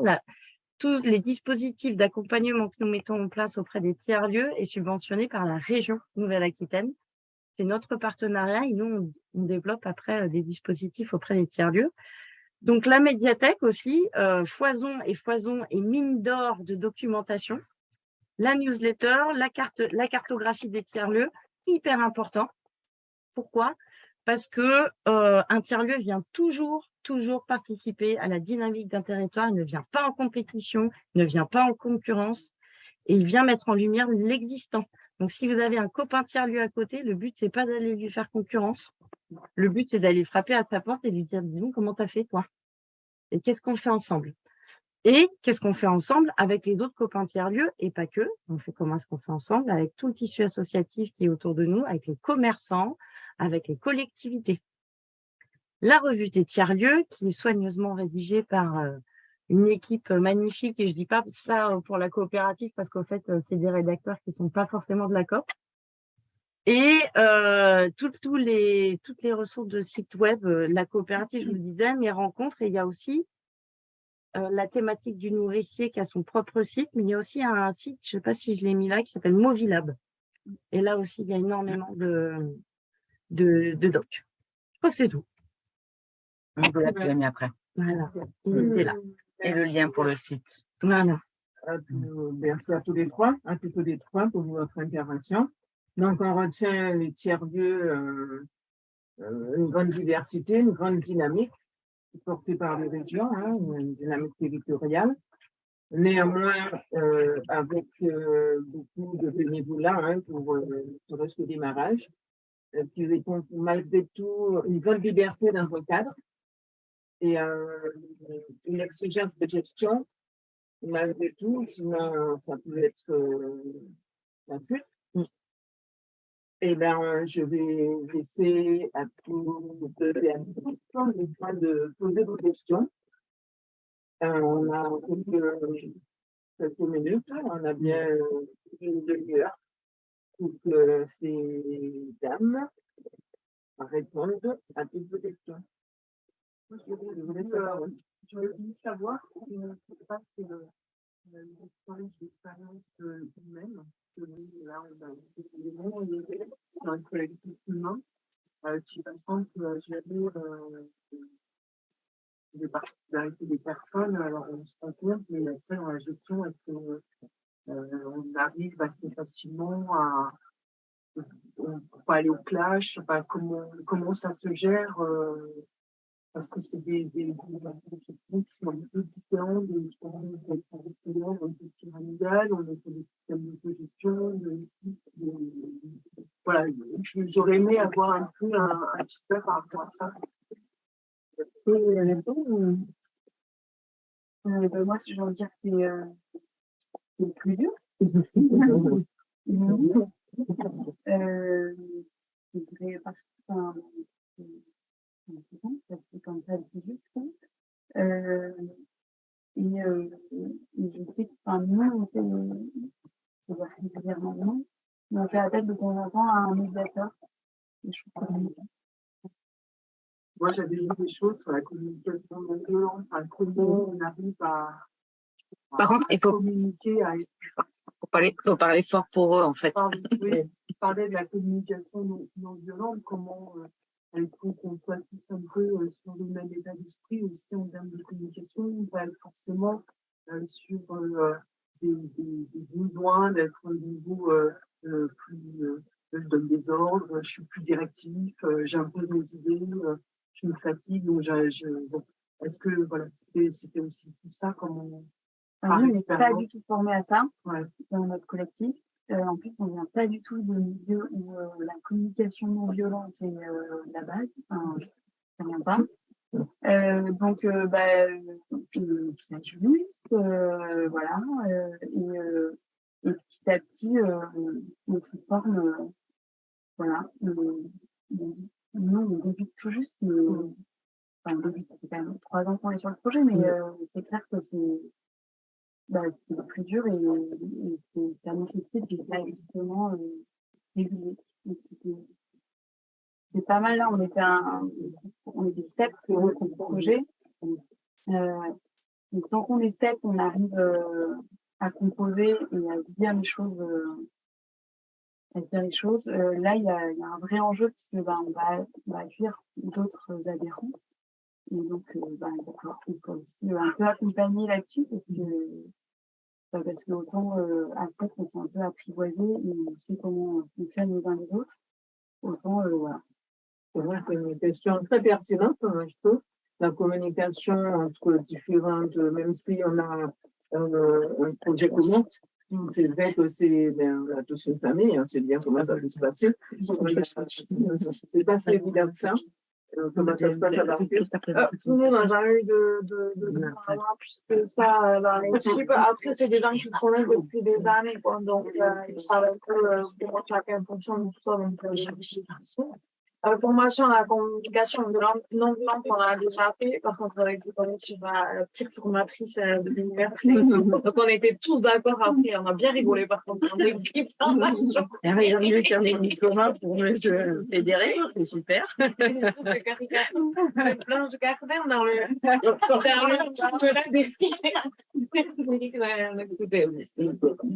mais donc ouais, c'était pas très bien là quoi.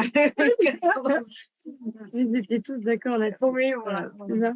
Mais non, après, moi là où je suis dans pas mal d'assos et tout, les assos où j'ai vu un peu du drama, c'est quand on essaye, quand on se met ensemble sur un projet parce qu'il y a des financements, alors qu'on se connaît pas et qu'on bosse pas ensemble.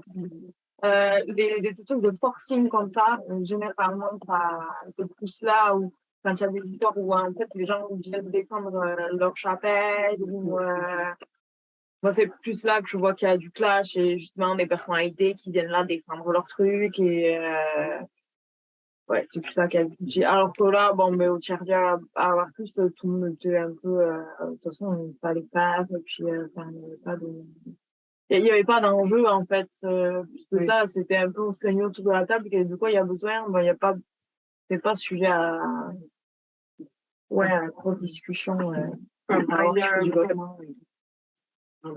Oui, oui, quand il y a un vrai enjeu peut-être collectif, il y a un besoin, comme disait Sophie au départ, un tiers-lieu basé en ruralité. J'ai aussi l'impression que c'est plus resserré, plus convivial, parce que le besoin peut être plus visible.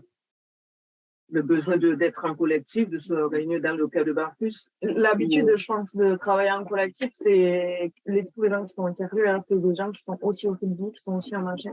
Ben, de toute façon, sous les Barcus en particulier, tout le monde a l'habitude d'être bénévole et d'être dans une asso. Donc, bon. S'ils avaient dû se disputer, ils se seraient disputés au comité quand ils avaient 16 ans. Et tout passé. L'important, c'est dans une culture d'entraide, de faire vivre.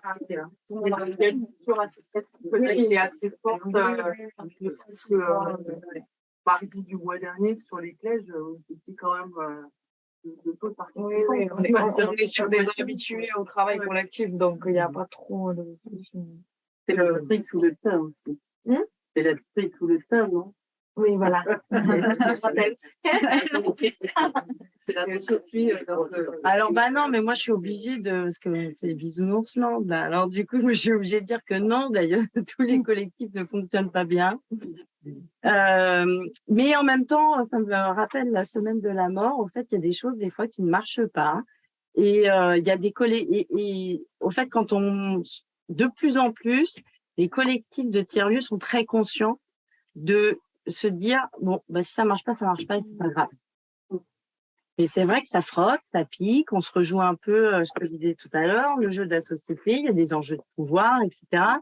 Le but au départ, c'est d'être très clair, et ça, on le voit à la formation pilotée, c'est-à-dire que chacun a son degré d'implication, comme il peut. Le but, c'est pas d'aller chercher quelqu'un alors qu'il peut pas, ou justement d'aller chercher, de laisser quelqu'un prendre le leadership sans avoir prévu qu'il y ait un moment un espèce de changement ou de tournante du leadership. C'est ça qui est attendu un petit peu du collectif. Et il y a cette authenticité de départ de pourquoi on le fait ensemble.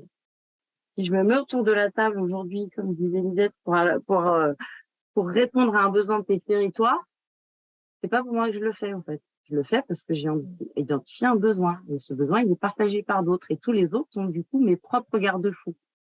Mais en effet, il y a des associations qui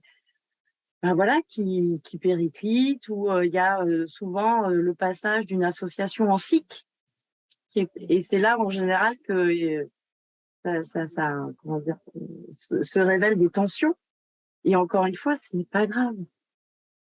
Enfin, si, personne va mourir. En vrai, peut-être que le projet va être un peu, voilà, peut-être qu'il y a des gens qui vont partir, et bien peut-être qu'ils vont revenir, au fait, plus tard.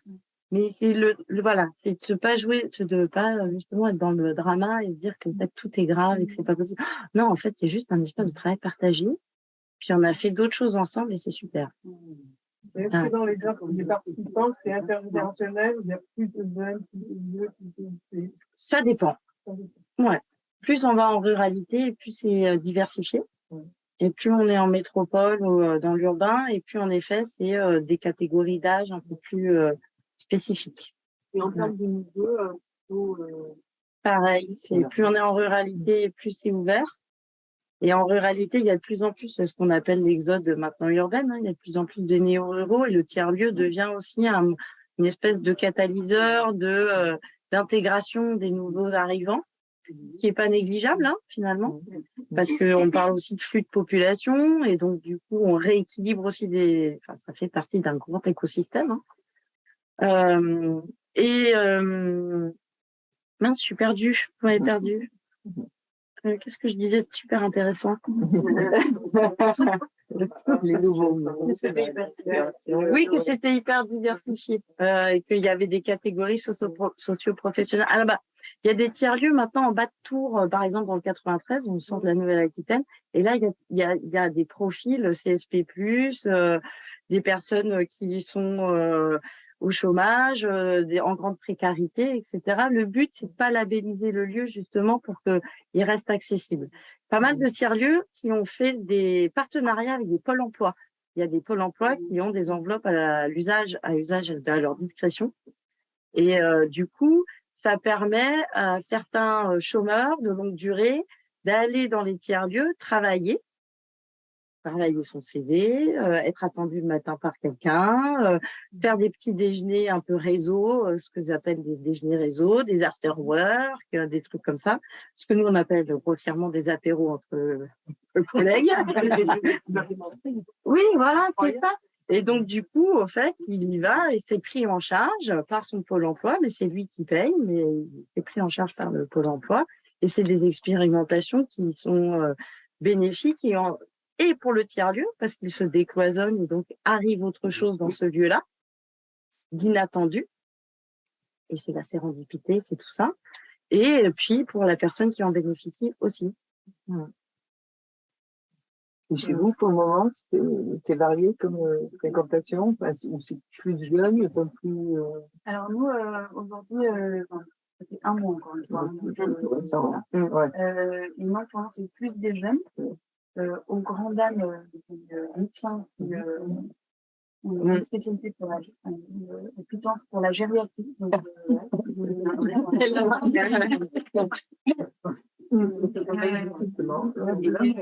mais après, notre communication aujourd'hui est enfin voilà, on commence tout juste et du coup, on est en train de refaire notre site internet. Donc, on n'a pas vraiment de site internet. On est principalement sur Instagram. Donc voilà, c'est normal aussi qu'on ait maintenant une communication dans les journaux un peu plus, on ouvre un peu plus. Par rapport, je suis d'Ouest là. Exactement. Double page. On va voir s'il y a une question en visio. Si quelqu'un a une question.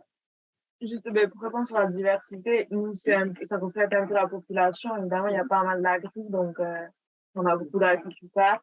Et après, c'est la frange un peu directement. 30 ans qu'on n'a pas cours parce qu'ils sont déjà très impliqués dans plein de Non, mais c'était une question pour Sophie, du coup, on Des vient. collaborations entre sur la nouvelle africaine, Barcus avec, par exemple, Anglais qui pourrait faire. Oui, non, des on voit passerelles, d'infos sur plein de trucs. Ne serait-ce que quand on s'est installé, en fait, on est allé voir plein d'autres tiers-lieux pour savoir comment est-ce qu'ils fonctionnaient. Et là, quand on a refait les travaux, et donc quand c'est dans la seconde phase, ben là, on en a. Pareil, on a refait le tour, on fait le tour des EVS. Il y en a pas mal qui sont là avec des tiers-lieux. Et on a de certains mini-projets aussi ensemble.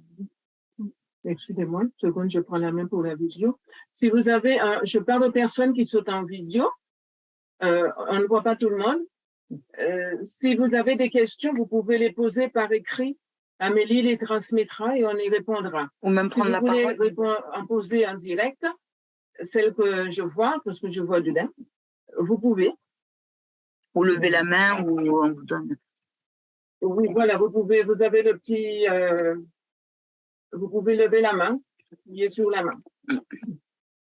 Ok, on continue ensemble. Alors, nous, on représente un collectif avec Wandine qui est en train de s'installer sur Bardos. On va être un oasis avec un tiers-lieu prévu sur le terrain. Là, on est en dépôt de PC auprès de la mairie bientôt. Ma question, c'est plus une question de timing, parce que moi, j'avais repéré la formation de la coopérative tiers-lieu qui m'intéresse fortement. Je pense que le projet n'existera que en tout cas, on y sera vraiment dans 3 ans, minimum. Et je me demandais, en termes de timing, toi qui aussi as fait la formation, est-ce que c'est judicieux de commencer là cette formation de la coopérative à l'automne, par exemple, pour un projet qui va certainement atterrir concrètement dans 3 à 4 ans. Donc, c'est plus une question pratico-pratique sur une histoire de planning, de réflexion par rapport à la formation qu'elle propose. C'est toi. Moi, je peux juste dire mon expérience. Moi, je suis contente de faire la formation avant que ça démarre. Parce que déjà, on a du temps. Et ça nous a permis vraiment de poser des choses. Après, nous, les personnes du collectif, il y a du coup, quand on a commencé, étaient les mêmes qu'encore aujourd'hui. Donc, tu vois, là, ça m'intéresse. n'a pas eu de transmission à faire, tu vois. Voilà, j'ai trouvé très très dur. Tu vois, là, avec YouTube a été une formation avec eux. Et ça a été, enfin, du coup, on a commencé en plein milieu du chantier et on est encore et on ouvre. Et là, je trouve ça très dur. J'aurais bien aimé faire ces formations en amont, quand on a un peu plus de temps, parce que c'est des notions en plus dans ton projet. Et en fait, nous, on est revenu au point de départ. Et en fait, du coup, on savait pourquoi on était revenu au point de départ. On savait, moi, j'ai l'impression que vous avez du temps de réflexion. C'est un luxe, en fait. Donc, faut profiter de ce luxe. Votre point d'attente, c'est bien. Vous devez être impatient là, d'arriver au bout. Vous savez, c'était depuis 2018. Oui, ça fait longtemps. Oui, Mais c'est pour ça que c'est bien d'occuper. là, on voit le temps qu'on se projette sur ce tiers-lieu pour lui trouver sa fonction. Enfin, ça y est, quoi, on est prêt parce qu'avant, on avait énormément d'autres choses à faire. Et aujourd'hui, on est en train de stabiliser tout ça. Et là, on sent que ça y est, ça va être l'année, enfin, en tout cas, le début, là, où on va pouvoir s'arrêter sur le tiers-lieu. Parce qu'il y avait toutes les habitations avant à gérer, etc. Donc, c'est pour ça que j'étais en questionnement sur ce bon timing, entre guillemets, ne pas être trop tôt non plus, pas être trop tard, mais trouver le juste moment, quoi. Les lieux test aussi, nous on l'a vu, c'était une bonne solution de démarrer juste avec cette petite salle communale, avec 2 coworkers, et puis on voit comment ça se passe. Et puis voilà, quand on a eu le stade, justement, on a fait les formations à ce moment-là et tout. C'est sûr que moi, je n'aurais pas pu partir en formation, alors que là, il y a le lieu à gérer. Et, une fois que tu es dans le jus, après, il y aura plein d'autres moments pour se former à plein d'autres thématiques un peu plus spécifiques, de la montée en compétences. Et nous aussi, pour la gouvernance, on a et puis je le vois dans les assos où je suis, on a des temps maximum de présidence. Voilà, à l'avance. Ce qui fait que déjà, le président et tout ça, quand il rentre en tant que président, il réfléchit à la suite, il réfléchit à la transmission. Et qu'il y a toujours une dynamique et qu'il y a personne qui est là aussi, qui prend l'espace depuis un moment. Et puis, c'est toujours le même. Soit. Donc, je trouve bien d'écrire soit dans les statuts, soit dans le règlement que le président ou l'équipe dirigeante elle est là pour tant de temps et puis après voilà. Quelle est la durée de la barre cochée ici jusque là c'était donc on n'a plus de président, ça c'est un représentant de la SCO maintenant c'est 2 ans maximum. D'accord. Et là par exemple pour Assia c'est jusqu'à 30 ans maximum. On sort d'Assia quand on a passé les 30 ans. Oui, non, c'est pas 30 ans de présidence. Non, tu sais pas. Je suis un peu de l'asso, quoi. Là, c'est une asso de jeunes, et après 30 ans, tu t'en vas. Nous, c'est le tiers-lieu, c'est 2 ans. Enfin, voilà, c'est comme, voilà, quand t'es sur l'asso de parents d'élèves, quand t'es plus parent d'élèves, tu déglayes le plancher. Et tu passes à une autre vie associative. Oui. Il y a le parcours associatif un peu en dessous, c'est le premier, normalement, tu es enfant de cœur. Après, tu rentres au comité à 16 ans. Après, tu passes aux parents d'élèves. Et bon, la dernière étape, c'est d'être bénévole au 3e âge pour les parties de mes. Et après, vu l'importance des questions financières, comme quand je vois dans toutes les associations où on est, il y a toujours des problèmes financiers. Est-ce que vous fonctionnez avec une personne qui va se consacrer à ça? Parce que quand je vois tous les dossiers de demande de subvention qu'il va falloir faire, là, parce qu'il y avait un tableau avec tous les financeurs, là, ça fait. Alors, est-ce que la tendance, c'est plutôt qu'il y ait une personne spécialisée qui va lancer le travail, quoi, de préparer tous les dossiers, de repérer partout où on peut aller demander de l'argent, ou bien vous répartissez le travail? Comment vous faites? Dans les tiers-lieux? Malheureusement, oui, dans les tiers-lieux. C'est une disparité de profil là-dessus. Et d'ailleurs, c'est devenu un peu un biais, c'est-à-dire qu'au départ, c'était le collectif porteur qui était bénévole qui rédigeait, puisqu'il n'y avait pas de salariés. Et puis, petit à petit, ils ont confié ça aux salariés qui se retrouvent à rédiger des projets qui sont pas forcément validés ou relus par l'équipe qui est à la gouvernance. Et là, c'est comment on arrive à se repartager les tâches, que ce soit dans les bénévoles ou dans le personnel salarié. Voilà. Et j'entends aussi beaucoup d'essoufflement des bénévoles. Il y a énormément de bénévoles qui s'impliquent, il peut y avoir un essoufflement, un épuisement même. Donc, c'est comment on se dit aussi qu'il y a peut-être des zones de renoncement et qu'on ne répondra pas à cet appel d'offres ou cet appel à projet parce qu'on n'a pas les ressources humaines, parce qu'on n'est pas prêt à se développer. La preuve, c'est que si on n'arrive à pas trouver le temps pour l'écrire, c'est que normalement, on n'aura peut-être pas le temps pour le faire. C'est souvent comme ça au pif, c'est un bon indicateur. Mais en effet, c'est un biais. Ça devient quelque chose de complexe. Donc, il y a normalement, nous, ce qu'on préconise, et encore une fois, chacun fait ce qu'il veut, c'est de continuer à garder l'écriture des projets en collectif. Alors, parce que ce qui est important dans le tiers-lieu, c'est la coopération. Coopérer, c'est faire œuvre commune.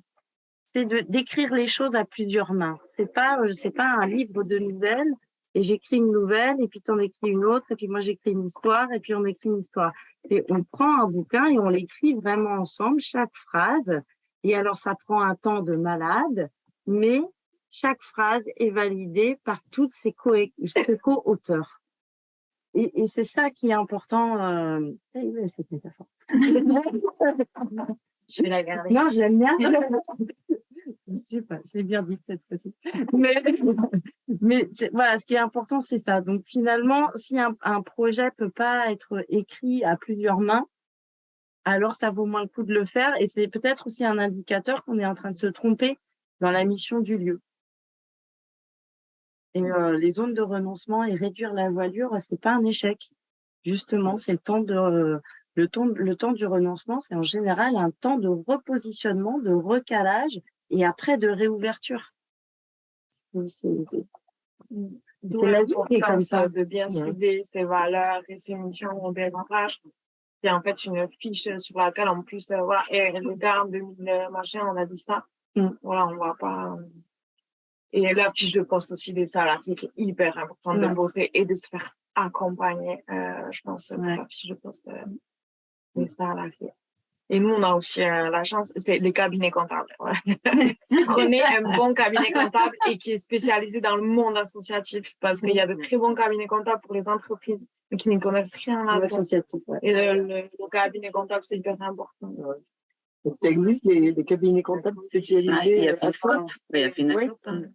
Non, ou pas spécialisé à SO, mais voir qu'ils ont une bonne connaissance à SO, qu'ils ont l'habitude et surtout, voilà, des gens qui répondent parce qu'il faut savoir qu'un salarié d'ASSO, une asso, elle va avoir vraiment besoin de ce lien humain avec un comptable, de pouvoir se rassurer, il faut quelqu'un de confiance en soi, c'est très important.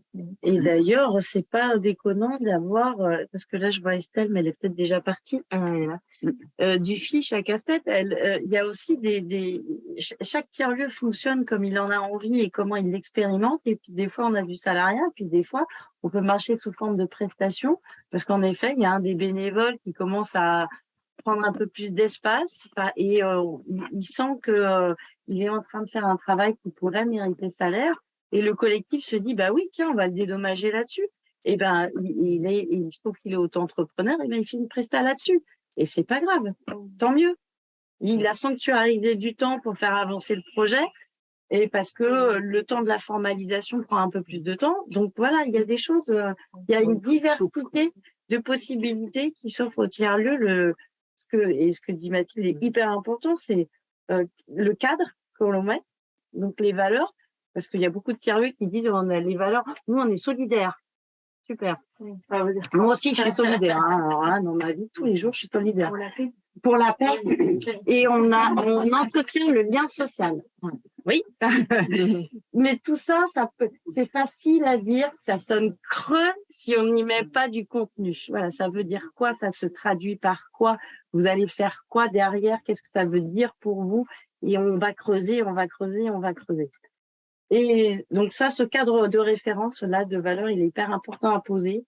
L'organisation des tâches, la répartition du travail, les fiches de poste, et puis la diversité des possibilités qui existent quand on a envie d'employer quelqu'un, c'est sous forme de prestation. Il y a du salariat, il y a mutualisation de postes. Il y a une organisation qui s'appelle le CAJAC qui est spécialisée dans la mutualisation des postes. Donc, c'est quelqu'un qui va être pris en CDI au CAJAC, mais son temps est divisé en 3, 4 structures. Et lui, ça lui permet d'avoir une permanence, de toucher le chômage, si, mais il n'empêche qu'il a 3, 4 employeurs différents. Et ça permet aux petites structures d'avoir un emploi, quelqu'un qui est spécialisé dans son domaine. Donc, il y a plein de diversité de choses à faire dans ce registre-là. Et Estelle qui te répond, donc déjà en te disant que merci pour ces rappels du bon fonctionnement au sein des tiers-lieux, ça résonne. Un fonctionnement organique est nécessaire, tout évolue en fonction des événements. Ouais. Et les paroles de tiers-lieux aussi. Se faire accompagner. Ouais, ne pas avoir peur de se faire accompagner. Et nous, on est parti du principe que une personne doit être indispensable. Pour les voir, voilà. Et de construire le projet avec ce truc-là, personne n'est indispensable.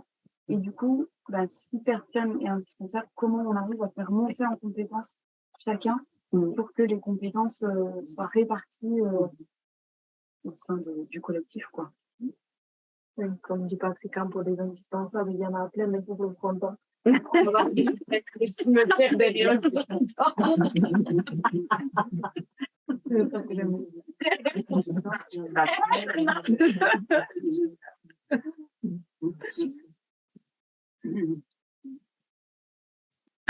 Il y a des rôles à partager avec toute cette richesse humaine et ça peut tourner. Dit Estelle. Ouais. C'est ça. Les leaderships, ça tourne, les responsabilités, ça tourne, tout le monde est pas, voilà. Tout le temps. C'est bien, que le trésorier devienne un peu président, si on a ce rôle-là, bien que tout le monde puisse aussi. Et puis, c'est une telle richesse de travailler dans une asso, autant que tout le monde puisse faire un peu tout. Mais sinon, c'est quoi un des bénéfices d'être en collectif, si c'est pas ça, qu'il y a quelqu'un qui puisse prendre le relais si jamais il y a un moment, on a un baisse de régime, on est un peu fatigué, la vie privée, ça va un peu moins bien, et du coup, je m'investis un peu moins. S'il n'y a pas quelqu'un qui sait prendre le relais, ça sert à quoi d'être en collectif? Pour ça, c'est un plaisir d'être bénévole. Par contre, pour avoir entendu, il y a des personnes, ce sont des valeurs, et puis on a des gens qui ont envie de partager sans avoir nécessairement pensé à l'organisation, au fonctionnement après, qui sont juste portés par le cœur et qui arrivent comme ça. Est-ce que ça arrive des gens qui se disent où est-ce qu'il y a des déceptions, comment c'est géré? Parce qu'on arrive en se disant, oui, on va travailler avec les gens, ça va être sympa, ça va être bien. Souvent, j'ai entendu ça. J'ai vu dans des assos la réalité de l'humain et malheureusement, ça se passera au moins comme ça. Comment c'est géré sur les terrains? Est-ce qu'il y a eu des tentatives rapportées à cause de ça ou est-ce que ça Il y a une cellule de crise. Oui, non, il y a justement, il y a certains tiers-lieux qui se sont. Alors, il y a des illusions, hein. C'est évident. Mais ça, je trouve que c'est quelque chose de très personnel. Donc, la personne, elle a sa trajectoire, elle s'imagine des choses et peut-être qu'elle rencontre un mur à un moment, mais c'est d'où l'importance de partir en collectif, sur un tiers-lieu en tout cas. Je ne suis pas seule. J'ai autour de moi une équipe et une équipe élargie. Et après, c'est vrai qu'il y a énormément de cas comment dire, c'est des facilitateurs de tiers-lieux qui se retrouvent ensemble maintenant, qui s'appellent et qui disent, t'as vu, moi, j'ai telle contrainte ou je pensais pas que ça serait si difficile, etc. Voilà, il y a des cas d'épuisement, il y a des désillusions, parce que le tiers-lieu, c'est une promesse, mais c'est surtout une promesse que vous vous faites. Personne vous oblige à faire un tiers-lieu, personne vous oblige à partir en collectif, personne, il y a bien que vous qui avez envie de vous aventurer sur ce chemin-là. Et après, je veux dire, c'est chacun pour, j'allais dire, c'est horrible ce que je veux dire, mais chacun prend sa responsabilité. C'est-à-dire que pendant la formation pilotée intérieure, il y avait un des intervenants qui avait dit comment dire, les trucs idéalistes. les utopies, ouais. Les utopies sont des non-lieux et nous on fait des tiers-lieux. Oui, ça ne sera pas une utopie, quoi. il faut faire avec c'est un peu la responsabilité enfin, il faut le savoir, quoi. Oui. On ne fera pas une utopie, Mm. mais ça sera bien quand même. Oui, oui, c'est sûr. Et puis c'est à l'image de ce qu'on a envie de faire. On n'est pas tous obligés de s'embarquer dans des tiers-lieux, dans des grandes friches qui font 1000 mètres carrés. Voilà, on peut faire des tout petits tiers-lieux qui sont à notre image, quoi, tout simplement. Petits, avec un petit collectif. Et moi, j'ai pas, enfin, on a tendance, tout ce qui est, j'allais dire tout ce qui est petit, mignon. Mais non, mais on a tendance à vouloir voir grand. Pourquoi? Ça, c'est un courant qui est presque galvaudé maintenant. Maintenant, on est dans l'hyper local, et c'est ça qui fonctionne. Donc, la folie des grandeurs, c'est un peu, pour moi, c'est passé, en tout cas, dans les tiers-lieux. Ouais. Il y a eu une vibe là dans le monde associatif où il fallait, on va vous aider à changer d'échelle. Voilà. Bon, oui, on a vu Pourquoi? ça. Voilà. Après, je pense que comment on fait ça, il y a un cadre à chaque étape, parce que effectivement, le mot utopique, c'est ce qui revient. Il y a des utopistes, des gens qui disent, mais on partage tout, mais sans souvent avoir réfléchi que même dans une famille où on partage tout, ben, chacun a des personnalités différentes, a des besoins différents à un moment donné, il faut en tenir compte. La vie en collectif, c'est pas si évident que ça, en fait, donc, comment c'est donc, j'ai bien compris qu'il y avait une formation. Et donc, il y a des étapes. Il y a des étapes de commencer petit. Oui, on commence à partager ça et après on partage ça et puis après. Donc, il y a de l'auto-formation en même temps, en fait. On peut dire ça. Et puis, la première étape, c'est le diagnostic de territoire. Et on s'est dit, nous, entre nous, qu'il y avait un besoin sur le territoire. Bon, on est 3 à se le dire, 4 peut-être, allez, 5, à se dire, tiens, il y a quand même une grosse carence là sur notre territoire et on aimerait bien y répondre. Est-ce que vraiment, elle existe, cette carence, ou pas? Est-ce que vous êtes bien allé voir tous les acteurs du territoire pour savoir si vraiment elle existe bien aux yeux de tous? Est-ce que vous répondez à un vrai besoin? Avec qui vous allez travailler si vous répondez à ce besoin-là? Qui sont vos partenaires? Et le diagnostic territorial, c'est quelque chose d'assez formel. Tout de suite, ça vous met dans le bain de pas l'utopie. Il y a un outil qui existe, un document. Sur le site de la coopérative Tiers-Lieux. Oui. Il y a une méthode qui est accessible, il y a même un cahier d'activité, si vous voulez, aussi sur le site de la coopérative, qui a été coécrit, pour le coup, par plusieurs tiers-lieux sur toute la France, et qui vous, à chaque étape, il y a un petit exercice collectif à faire. Et il est très, très bien fait, cette activité. Il donne énormément de billes, et du coup, ça vous donne un cadre. Et en même temps, comme c'est des exercices, le cadre qui est généré par l'exercice, c'est le vôtre. Et ça ne sera pas celui de quelqu'un d'autre. Donc ça, c'est l'unicité qui provient de cette chose-là. Plutôt, là, avec les parasols et tout ça, c'est vraiment là-bas que tu bosses ou Ben, le parasol, c'est quand je suis à Biarritz. La colline, c'est que je suis dans le Lot-et-Garonne. C'est des outils partagés? Ouais. Il y a des fiches recettes, il y a tout ça. Voilà. Et puis ça va faire un dialogue de territoire, c'est hyper enrichissant. Tu vois, on a fait un peu avec les jeunes. C'est génial, non? C'est là que tu vas à la rencontre de un peu tout le monde et tu commences déjà à créer du lien. Alors, ces gens avec qui on ne demande jamais leur avis. On prend tout du territoire, c'est ça qui fait battre après le truc, quoi. On arrive au terme de notre soirée de conférence. Pour les personnes qui sont en ligne, je vous remercie beaucoup. Merci, mesdames.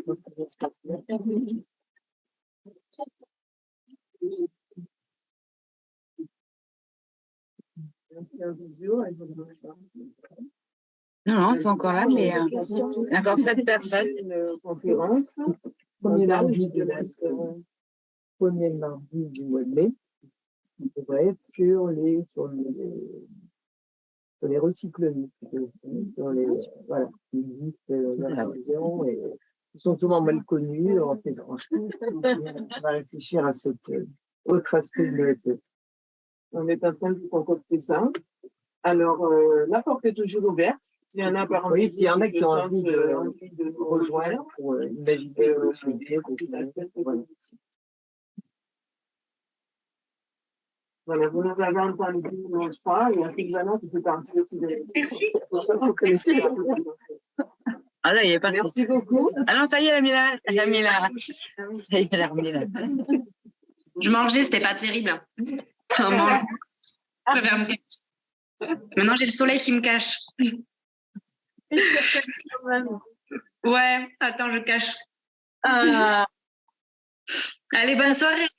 bonne